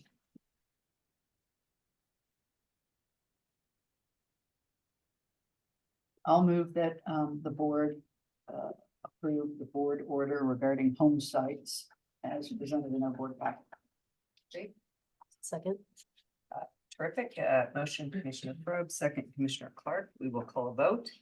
Commissioner Chavez, Yes. Commissioner Probe, Yes. Commissioner Clark, Yes. and Chair votes yes. That passes 4-0, and we will keep going with you, Wilbur. Actually, we've got Matt LaFont. Oh, Yeah, this will be both Wilbur and myself, Mal LaFontaine acquisition. Just we always enjoy seeing you, Matt. Thank you, I appreciate Thank that. you. Thank you. All right, we're on to item D. Logan County. Right. Thank you. Today Wilbur and I have in front of you the OT 80080 lease expansion and extension. Up on your screen right now is an aerial depiction of the existing leased site. As you can see, there's grain silo facility adjacent to track, which is used for offload and storage and downstream distribution. This lease is an OT lease, which is a legacy lease type that the board sometimes used for kind of one-off or very uncommon leases. So this is one such type, a big May have stood for other things. other thing. I think it was other things, yeah. I was trying to figure. We no longer use it. In instances like this, we actually have a ground lease form now that incorporates the board's current policies and provisions and works a lot better. But if you had never seen that, that's what it is. If you notice, the grain facility is kind of on a triangular patch of dirt. If you just kind of mentally tuck that away, you'll see it on a later survey depiction.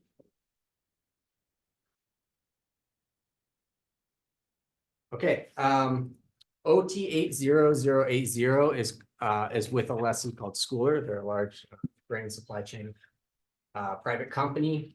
The term of that lease was 30 years, is 30 years. They're midterm right now, but the opportunity has arisen for both of us to take a hard look at what it might look like if they were to expand and reset their term. And the purpose of that extension is to really buy them the necessary time to do a capital investment program to upgrade their facilities and increase their capacities. It's beneficial for us in that not only will we receive additional term with the lease, but as I hope to demonstrate, our existing terms are not particularly favorable to the board. So we were able to readdress those and restructure it in a more appropriate manner that we would recommend to the board going forward. So this lease is in Wilbur's district, and his office has been working hand in hand with our real estate section in coming up with what this modification proposal looks like. It is in Logan County on a what's about a 50,000 acre block of state trust land. And if we kind of zoom in on the property location, there's a few things I'd like to just orient you to on this map. Sterling over here on the left side of the property. You have, of course, in blue, importantly, the state trust land block that I mentioned. I-76 running kind of north to south here. Highway 6 running across this way. You have the BNSF Railroad, which switches over to NKCR short line right in the middle of the property and then runs east. You have the existing lease premises depicted here in red. The majority of that roughly 10 acres is road area premises, but it also includes the grain facility site up here. And then there's three kind of patches of coloring that I'd like to explain here. This all is former or existing state trust land. In orange, we have the Logan County landfill, which we disposed of to Logan County in 2005. In blue, here we have the Logan County Business Park, which we disposed of to Logan County in 2010. With the intention of there being a developed industrial use here. As a part of that exchange, Logan County upzoned this green patch to industrial zoning. So that's a little over 100 acres of industrial zoned land that the state trust, state land board owns.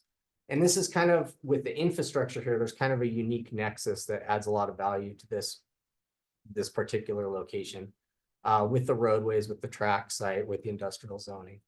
Unfortunately, the efforts that we engaged in 2010 era didn't pan out. So this has just kind of been a sitting site, but we've looked at ways to utilize it over the years, and now here we are with this. What we're talking about today wouldn't cut off the opportunity to use our industrial zone land, but it would have some impacts on how this particular segment of rail might be used in connection with that, since it would be an exclusive use for an exclusive expanded use for school.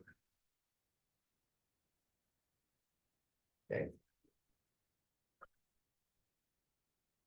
So the existing lease is 30 years in term. It runs from 2008 to 2038. So there's about 14 years left of that.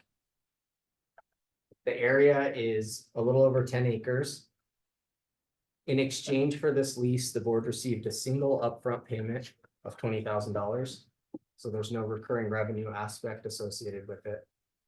And we currently hold a $10,000 surety bond.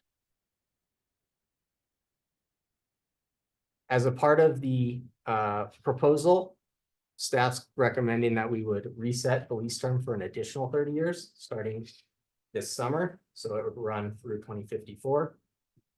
It would expand the acreage up to a little under 38 acres. The final configuration is still being tweaked a little. So you'll see in the board materials and in this presentation, I've used approximately and up to type language. Rents would be reset to $312.76 an acre on the expanded premises initially, and then on the extended premises once the next 14 years of the existing term burned off. That is based on a staff analysis of what potential commercial property values might be for this type of use and location. And then using kind of a 6% annual ground lease factor. That per acre rent will have 3% annual escalations, which will help to mitigate potential effects of inflation over the next 30 years. And we would increase the total amount of the surety bond from $10,000 up to $125,000.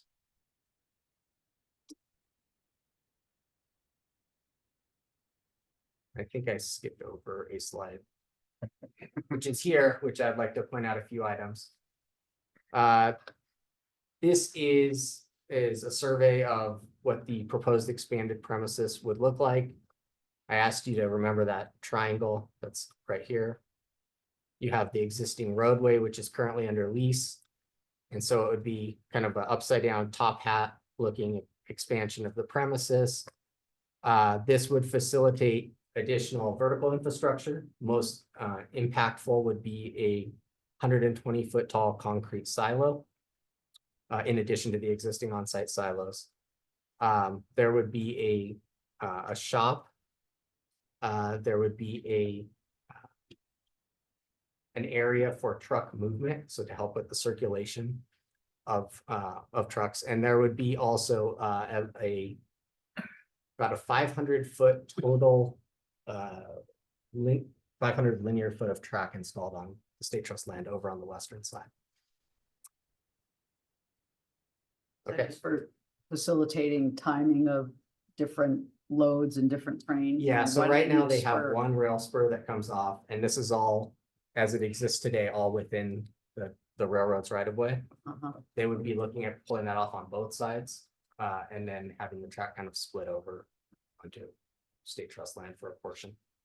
There is, and one of the reasons that the final premises is being reworked, there's actually a tiny corner here that isn't State Trust land. So it's actually CDOT, just a little bit.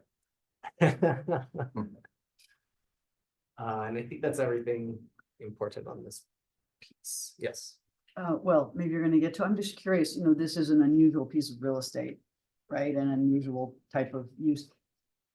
In arriving at the the lease price, did you have very many comps? Tell me about the pricing process. Sure. It is a difficult use to value. In 2018, when we were looking at a larger industrial scale here, we had an appraisal commissioned. Part of that scope included identifying rail adjacent industrial uses. So we went back to that appraisal, kind of rolled forward and inflated those values by 6 years, roughly at 3% to get to today's market value, which we have it at roughly $5,200 an acre. That's further complicated by the range of uses that will be on this parcel. So while some of it is very intensive, like tracks and the silo, a lot of it is just to facilitate movement of trucks, and it's essentially parking lot use. But that was the methodology that we looked to arrive at what we believe is a market appropriate rent reset. And since the lease, they really want to do this and the existing lease is disturbed anyway, why wouldn't we, because they maybe need us more than we need them, why wouldn't we bring the whole lease up to what a current market would be rather than preserving that 14 years? So that was a negotiating point.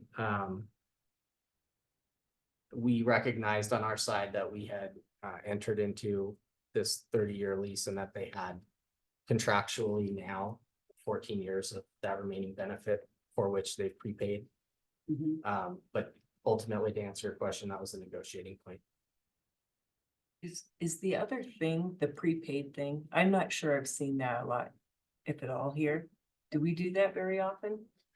Yeah, we did. I mean, okay. think about the CDOT right away in Dow Junction. We did it all the time, Yeah, unfortunately. So I like that this. but we don't today. No. Yeah, That was that's we had Matt my today. point. Yeah, that's the other thing. Yeah, it's just interesting to me, the history of the thinking behind some of this. And how we're trying to move forward in a much more constructive way.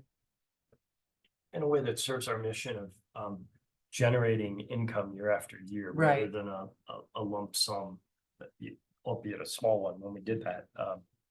This Right. is much more aligned with generating revenue for. I just thought it was beneficiaries. interesting. Oh, well, we're at the end of the lease in 54, I think. What happens to all this, the spur, all of that? That's in this giant silo they're gonna build. Yeah, the lease has broad reclamation requirements, so the lessee is required to remove it or sell it to a subsequent lessee in the event that we would enter into a lease with another party. Backstopping that to some extent is the increased surety bond. Will cover a lot on a 500-foot spur or whatever that was.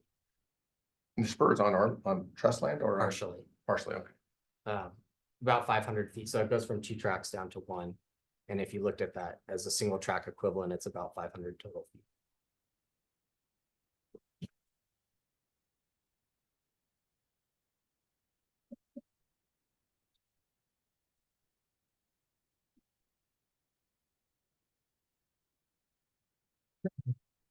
In certain instances where the board is leasing for a change of use, particularly to industrial, residential, or commercial, it's required to make a fiscal impact determination, and in essence, determine that there's not a negative fiscal impact to the local school district associated with the leasing action. So I'll read to you our justification for that, but as part of the board order, staff is asking that the board make a positive fiscal impact determination in this instance. So because this lease is not anticipated to result in additional student enrollment, the income from this lease modification can reasonably be anticipated to exceed the fiscal impact of marginal industrial development on local school districts and state funding of education from increased enrollment associated with such development. Nice job complying. Sure. Absolutely. Yes, no new students. And with that, our recommendations based on what we've provided at today's meeting. Staff recommends that the board approve the expansion and extension modification of lease number 80080 as detailed in public session. Staff further recommends that the board determine no fiscal impact associated with this development on state trust land.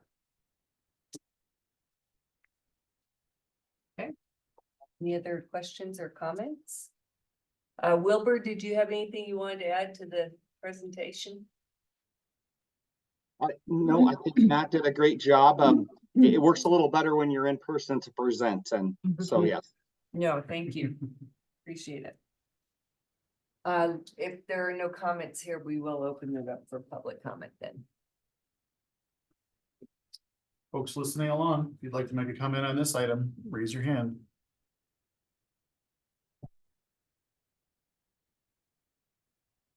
No hands are raised. We do have a draft board order in our packet, and we will need a motion. I move to approve the expansion and extension of OT -80080 for the board order as presented in our packets. I'll second. Motion Commissioner Clark, second Commissioner Probe. We will call a vote. Commissioner Chavez. Yes. Commissioner Probe. Yes. Commissioner Clark. Yes. And the chair votes yes, that passes 4-0. Thank you, Matt. Thank you. Appreciate you being with us also, Wilbur. All right, we are moving right along to item E. This, we have a chance to look at a policy review of our oil and gas development policy with Crystal. Good morning still. Yes. Good morning, Commissioners. Crystal Creanda, Minerals Director. Today, I will be going over some revisions to the oil and gas development policy. I have up here the word proactively protecting because I think staff in the Attorney General's office, this is a good example of us doing some proactive steps to protect the mineral assets. We've been proactively monitoring some case law. And the results of that case law have led us to want to update and do some clarifications on our oil and gas lease. And so we want to make sure the policy aligns with that. Normally, the policy would come before the board every 3 years. And we are going out of schedule just to make sure that we align with the oil and gas lease. So I'm going to go over some of the revisions that we did to the oil And gas lease, just high level. Some of the revisions, we kind of grouped them in 3 buckets. So bucket 1, are revisions, or updates that resulted from case law. And these are really just clarifications of the way we've always been implementing our lease. We're just clarifying language. Updates related to staff experience, some things we've been noticing that we may just need to update to help with enforcement, and minor cleanup and edits. So we did send the oil and gas, a clean version of our revised lease, to the Colorado Oil and Gas Association, to COGA, the Western Slope COGA, the American Petroleum Institute, and the Small Operators Association. We gave them 30 days to provide feedback. And we got some general comments back from the Small Operators Association about the force majeure provision. And I reached back out and said, would you mind providing some red lines or specific language that you would feel comfortable with? And I did not get any response back from them. So we got no response back from anyone else. I do know that the legislative session was pretty busy and they might have been busy with that. And so before we implement the lease, I'm gonna reach back out and just make sure that they've all had a chance to review it and see if they have any questions. So again, since we made changes to the lease, we now want to just make sure that the policy aligns, and that's why we're here today. I'm just gonna high level go over these changes. You have the red line and clean version in the kit, so if there's any specific language changes, feel free to stop me. This is an easy one. We had referenced the COGCC a lot throughout the policy, so we updated it to the ECMC. Best management practices, I think we had referenced the word stipulation, but hadn't really clarified the difference between general and special. And general go on every single lease, and special stipulations result from comments that we receive from third parties. And so we did some clarification there. And then part B, we did some clarification for staff and enforcement authority. Routinely, we look at lease provisions and then we go enforce those provisions. And we wanted to make sure that that was enumerated in the policy, that staff has the ability to do that. We also, this was just a basic change to align with other policies, giving staff the authority to amend lease terms as long as we're working with the Attorney General's office. And then these updates we do have some definitions in policy, and those are really only supposed to come into play if your lease is silent. So if your lease has a definition for paying quantities or a certain term, you're gonna use that definition. But if your lease is silent, then you can look to policy to see if there's any guidance. And so we just provided clarification that our definitions that are in policy are just guidance if your lease is silent. And on that note, if you don't have a definition for the term production, then staff is going to always interpret that to mean hydrocarbons that are extracted and marketed. And discovery of hydrocarbons is not enough to satisfy the production requirement. So we clarified that. And then if you have a shut-in provision that is completely silent, like you don't have a shut-in provision, or if you have a provision and it doesn't say how much you should pay per year, we want you to pay the same rate as our current oil and gas lease that we just revised to $3,200 per year. We realize that people may be relying on the old rate, and so we're not going to implement this for a year, so everyone's on notice. So when we start implementing it, they've had plenty of time. So those are all the changes. I just want to see if there's any questions that the board has. I had questions generally going back to our conversation with the attorneys about that case.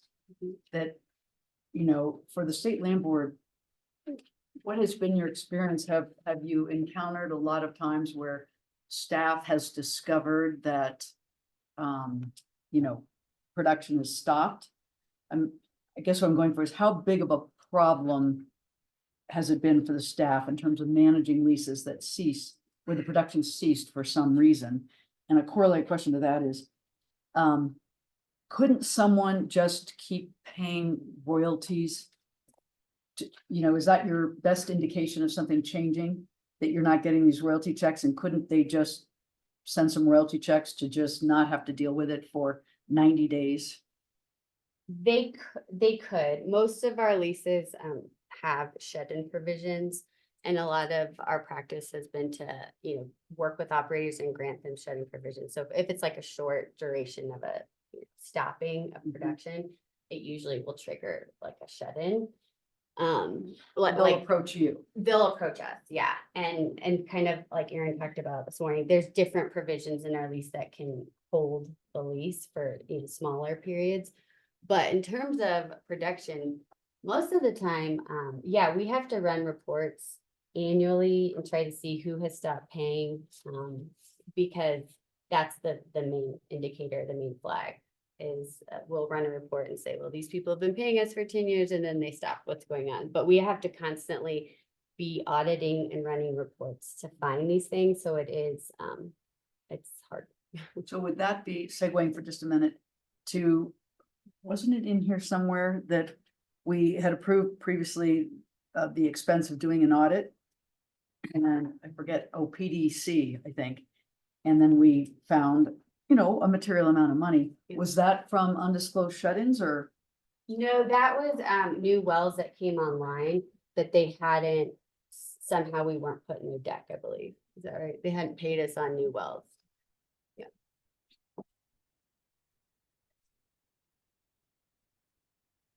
Any other questions or comments for Stoll? Okay, with that. I just Yes. want to commend Crystal and the oil and gas team.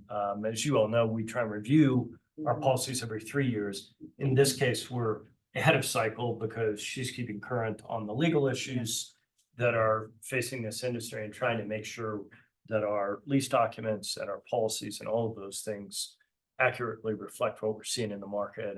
And so this is sort of ahead of the 3-year cycle, and it's because these guys are doing a good job of watching the trends and making sure we stay in front of it. Yeah, appreciate that. And frankly, we should do that with all of our policies as needed. Yep. Because in this one, there's a lot of change. So I think that's good best practice. So thank you. All right, with that, Nick, we'll go ahead and open up to public comment. Yeah, members of the public, if you'd like to make a comment on this item, please use the raise hand feature. Give you a few seconds to do that.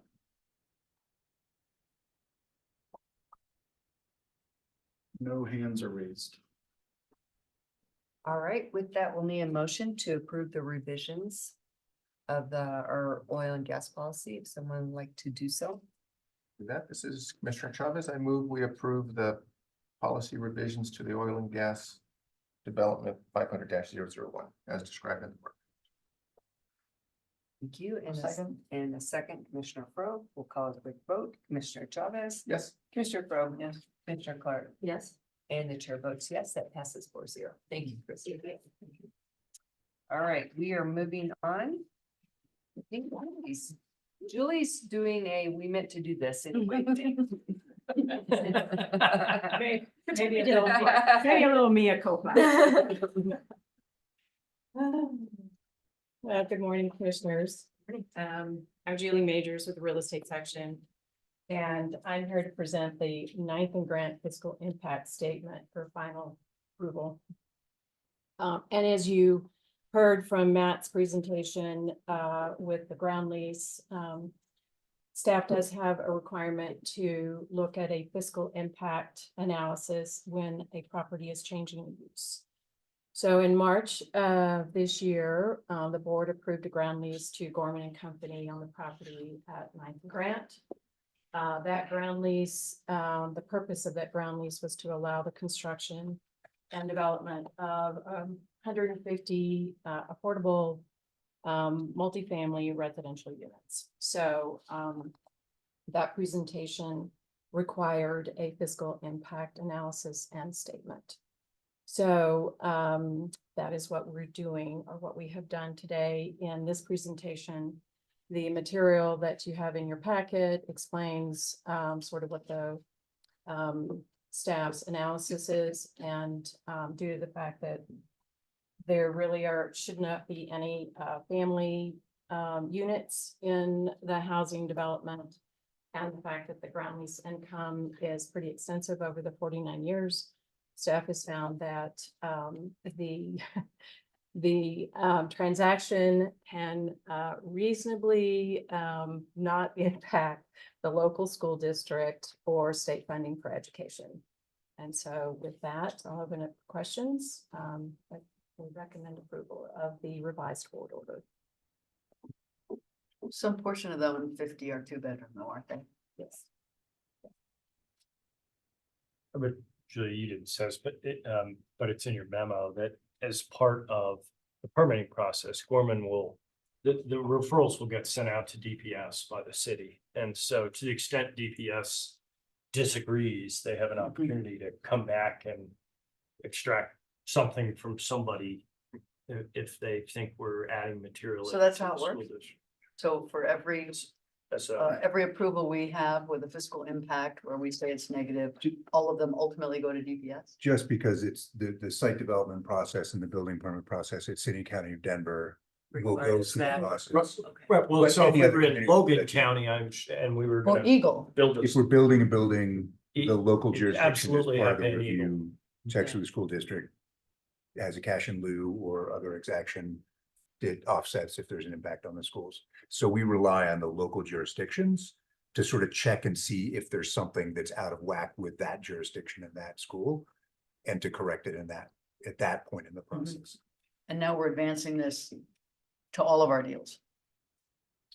Yes, it is a requirement. It's already When you- it's a when you- statutory requirement Yes. that we do this analysis. Yeah.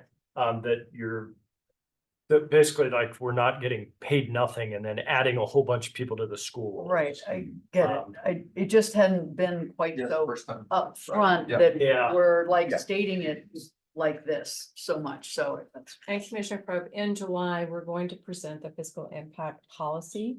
Ah. So Matt Reading LaFontaine will ahead, be okay. describing a little bit more of how we're going to make sure that every transaction that has this type of change in use you will definitely see those analysis and how staff determined that there And was no most- fiscal impact.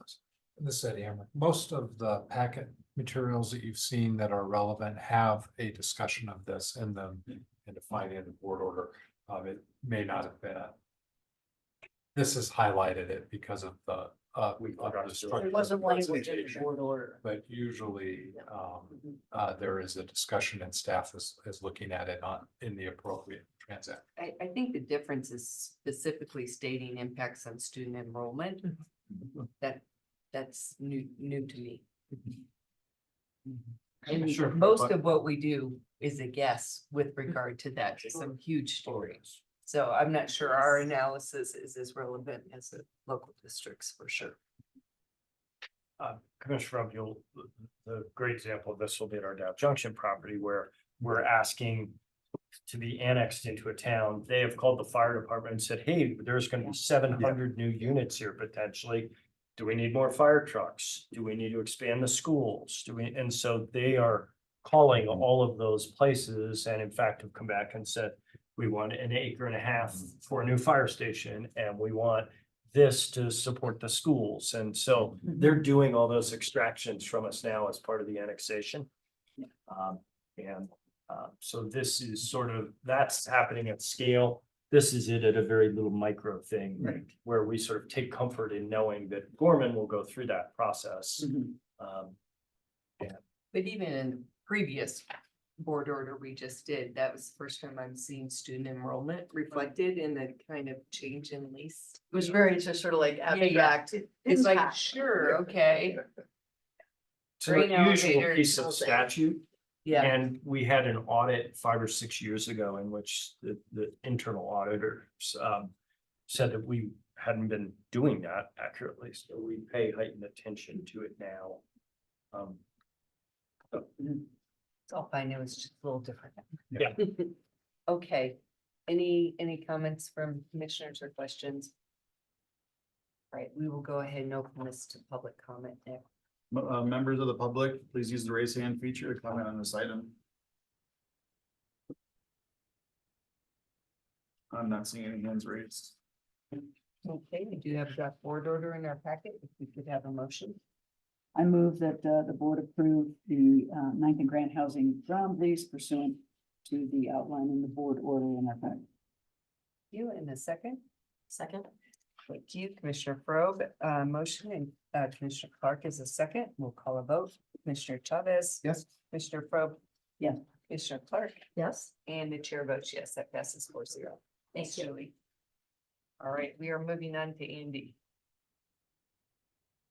In-person Andy. Yes. For a May board leasing agenda.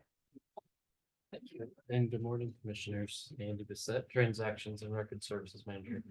We have May 2024's board leasing agenda for your review and approval. All items on the report come to you as recommendations, and staff are available if you have any questions.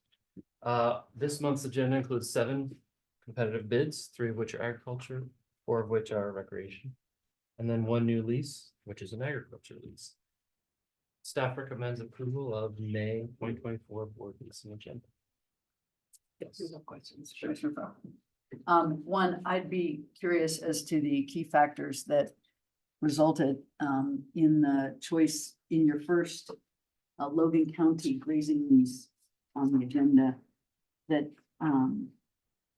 the recommended lessee had a lower AUM. So there were clearly some other factors that staff felt strongly about. I was just curious what those were. Thank you for the question, Commissioner. Yes, we typically on this board leasing agenda will list out the evaluation scores, and the highest evaluation in this case had a lower AUM.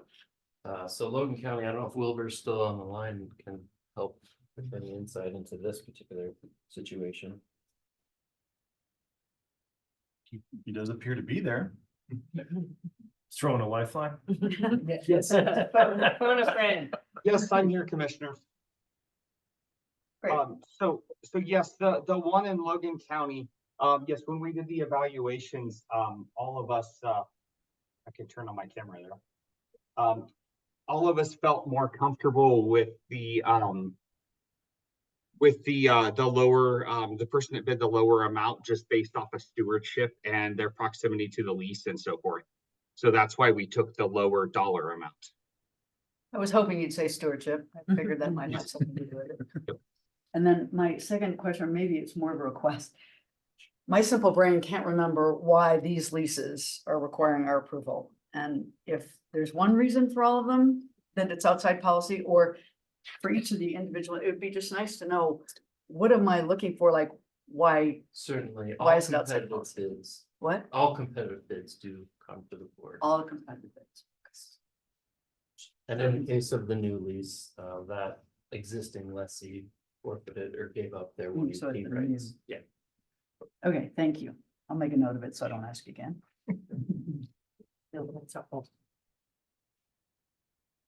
All right, any other questions for Andy? Perfect. Nick, let's open this to the public for comment. You bet, members of the public. Use that raise hand feature, and we do have one raised hand. So. Gonna promote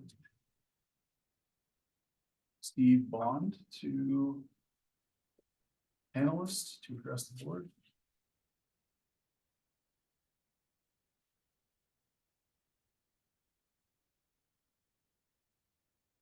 So you're in charge of your mic and camera on your end, so when you're ready.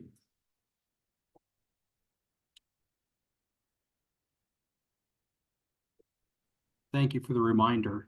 This is Steve Bowen. I submitted comments yesterday by the noon deadline that I would like the board to have. And I'm not sure that they were received, but the neighborhood is concerned about the Lake Gulch proposed lease for recreation. It appears to be a considerable expansion of hunting activity on the property. And we are requesting that the action on this specific lease be postponed to the August meeting, so we have time to propose safety measures that would, protect the public interest and kids traveling in school buses along the roadway that goes through the state land board property. Did my comments, written comments get Yeah. provided to the board? Yes. Okay, Yes. thank you. All And they right, have been entered into the record.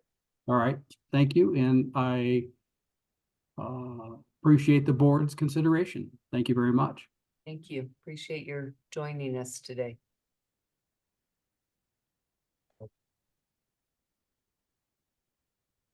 It's here if Yeah. you want to talk about it, but it's up to Yeah. you all. Did Abe Medina is with us. If you want to give comment to this, Abe. Yeah, thank you, commissioners. For the record, A Medina, Recreation Program Manager. So this lease is an existing use on the property. This property has been used for hunting for at least the last 10 years that I've been here, and even longer. It was advertised as part of our normal process through our expiring lease report, and did garner a fair amount of attention from the hunting community, primarily from outfitters. It's on your agenda because it was issued to the winning bidder through a competitive bidding process, or that's why it's on this board leasing agenda. The property itself, it is in Douglas County. If you're familiar with the Greenland Ranch area, the big open space area between Castle Rock and the Tandem Monument, this property is about 6 miles to the east of I-25. It's surrounded, yes, there is development in this area, but it is rural, unincorporated Douglas County. As part of the process, there were, I think there were something like 6 or 8 different bidders on this, and it was ultimately awarded to an outfitter that will do private controlled guided hunts on the property. It's not necessarily a new use that's happened on it. I think other important information, it is in the stewardship trust. However, as a use that is existing and has happened in the past, it is one that is allowed on this property. Doesn't necessarily require any additional review beyond that. Agriculture and recreation, hunting, horseback riding are all allowed under that. Trying to think, yes, there is some rural development around this, but it's not different from a lot of the parcels that we lease for hunting purposes across the state. Folks, as an outfitter or even just as a general public, if you're hunting on a piece of property, you're required to abide by all existing statutes, laws, regulations that apply to hunting and the safe discharge of firearms.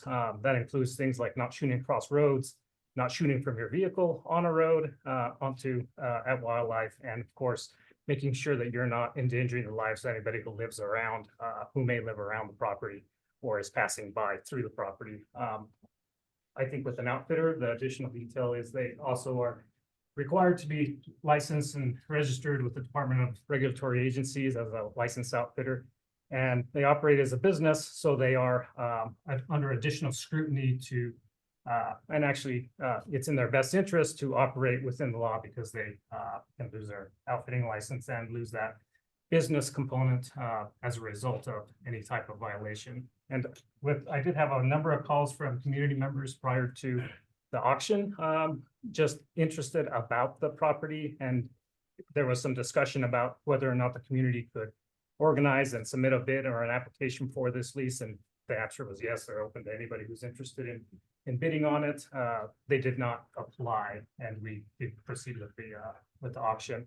And then I think finally, this property 30 years ago was in the public access program. It was enrolled into that program.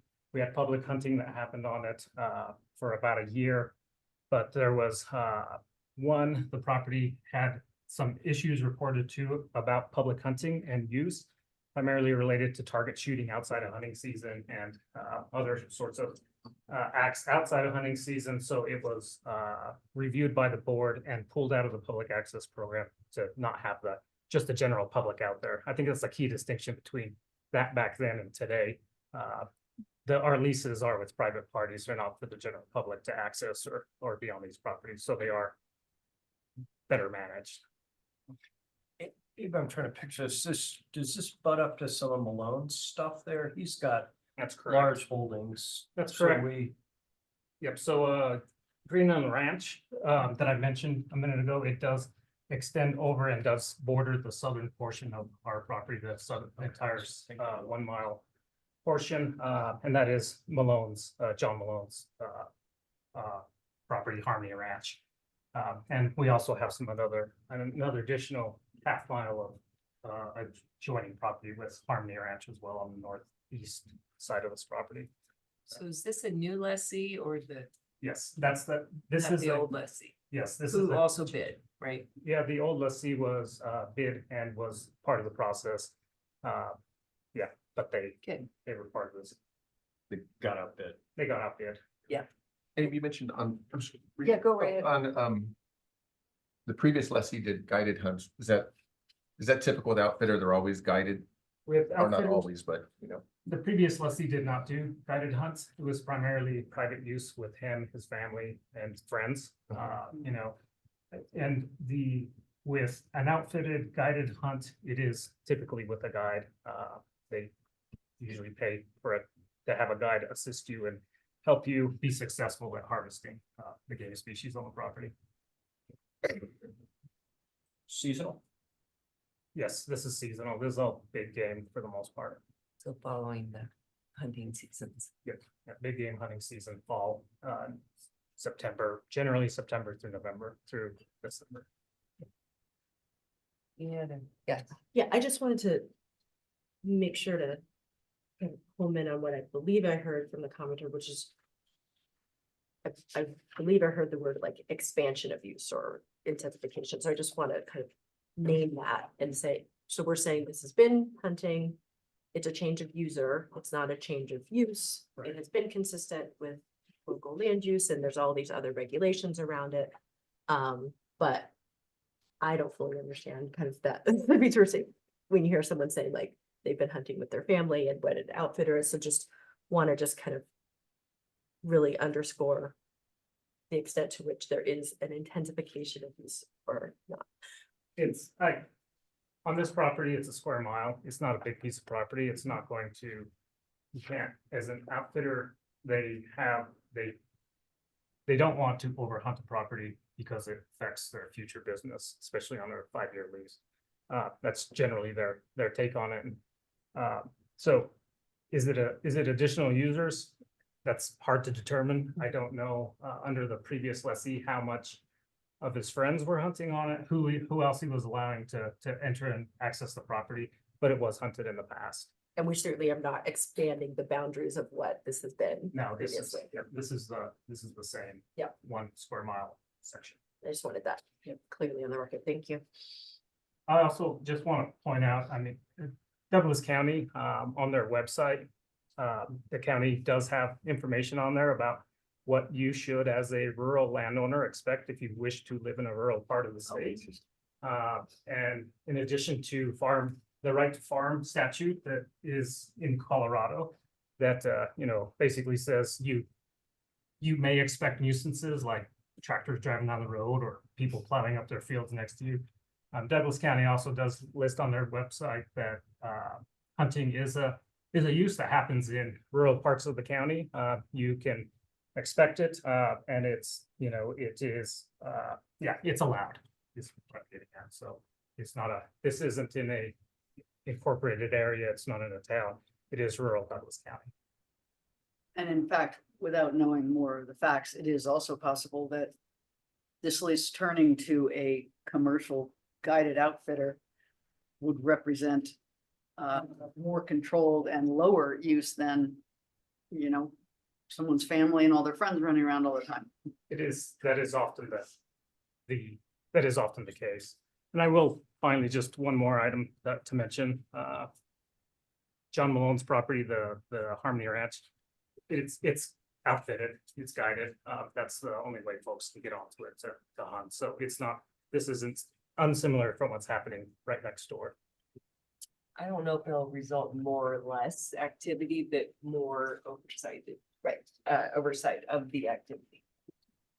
All right, thank you, Mr. Bowen. Appreciate you being with us today. Could I make any additional comments or?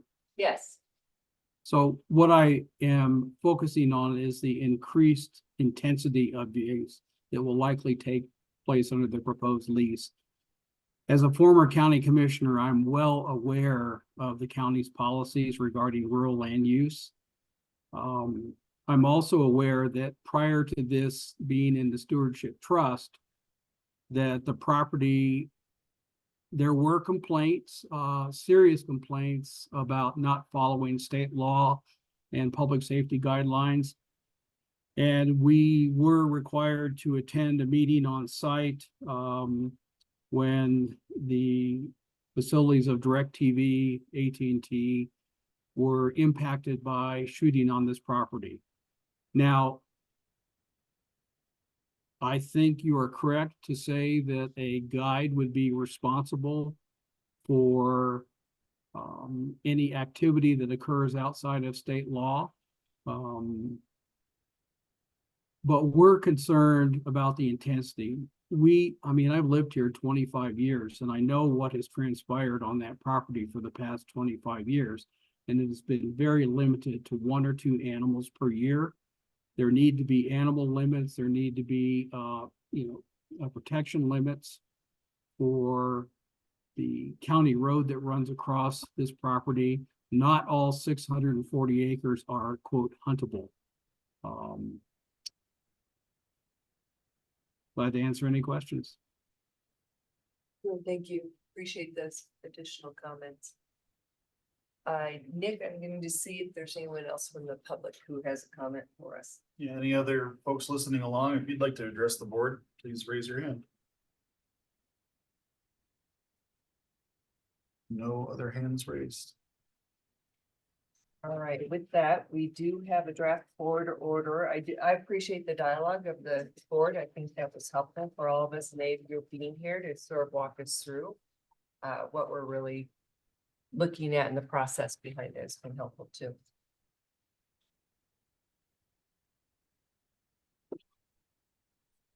So the board order would address all of the leasing agenda that Andy has put forward.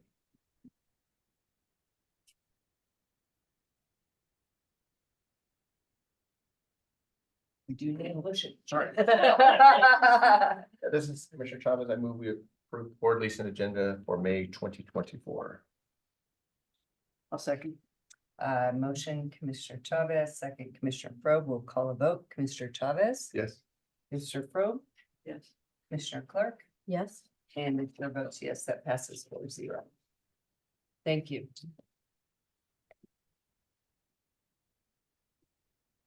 All right, with that, we have minutes to approve from our meeting last month. Are there any comments from folks regarding the minutes or any changes?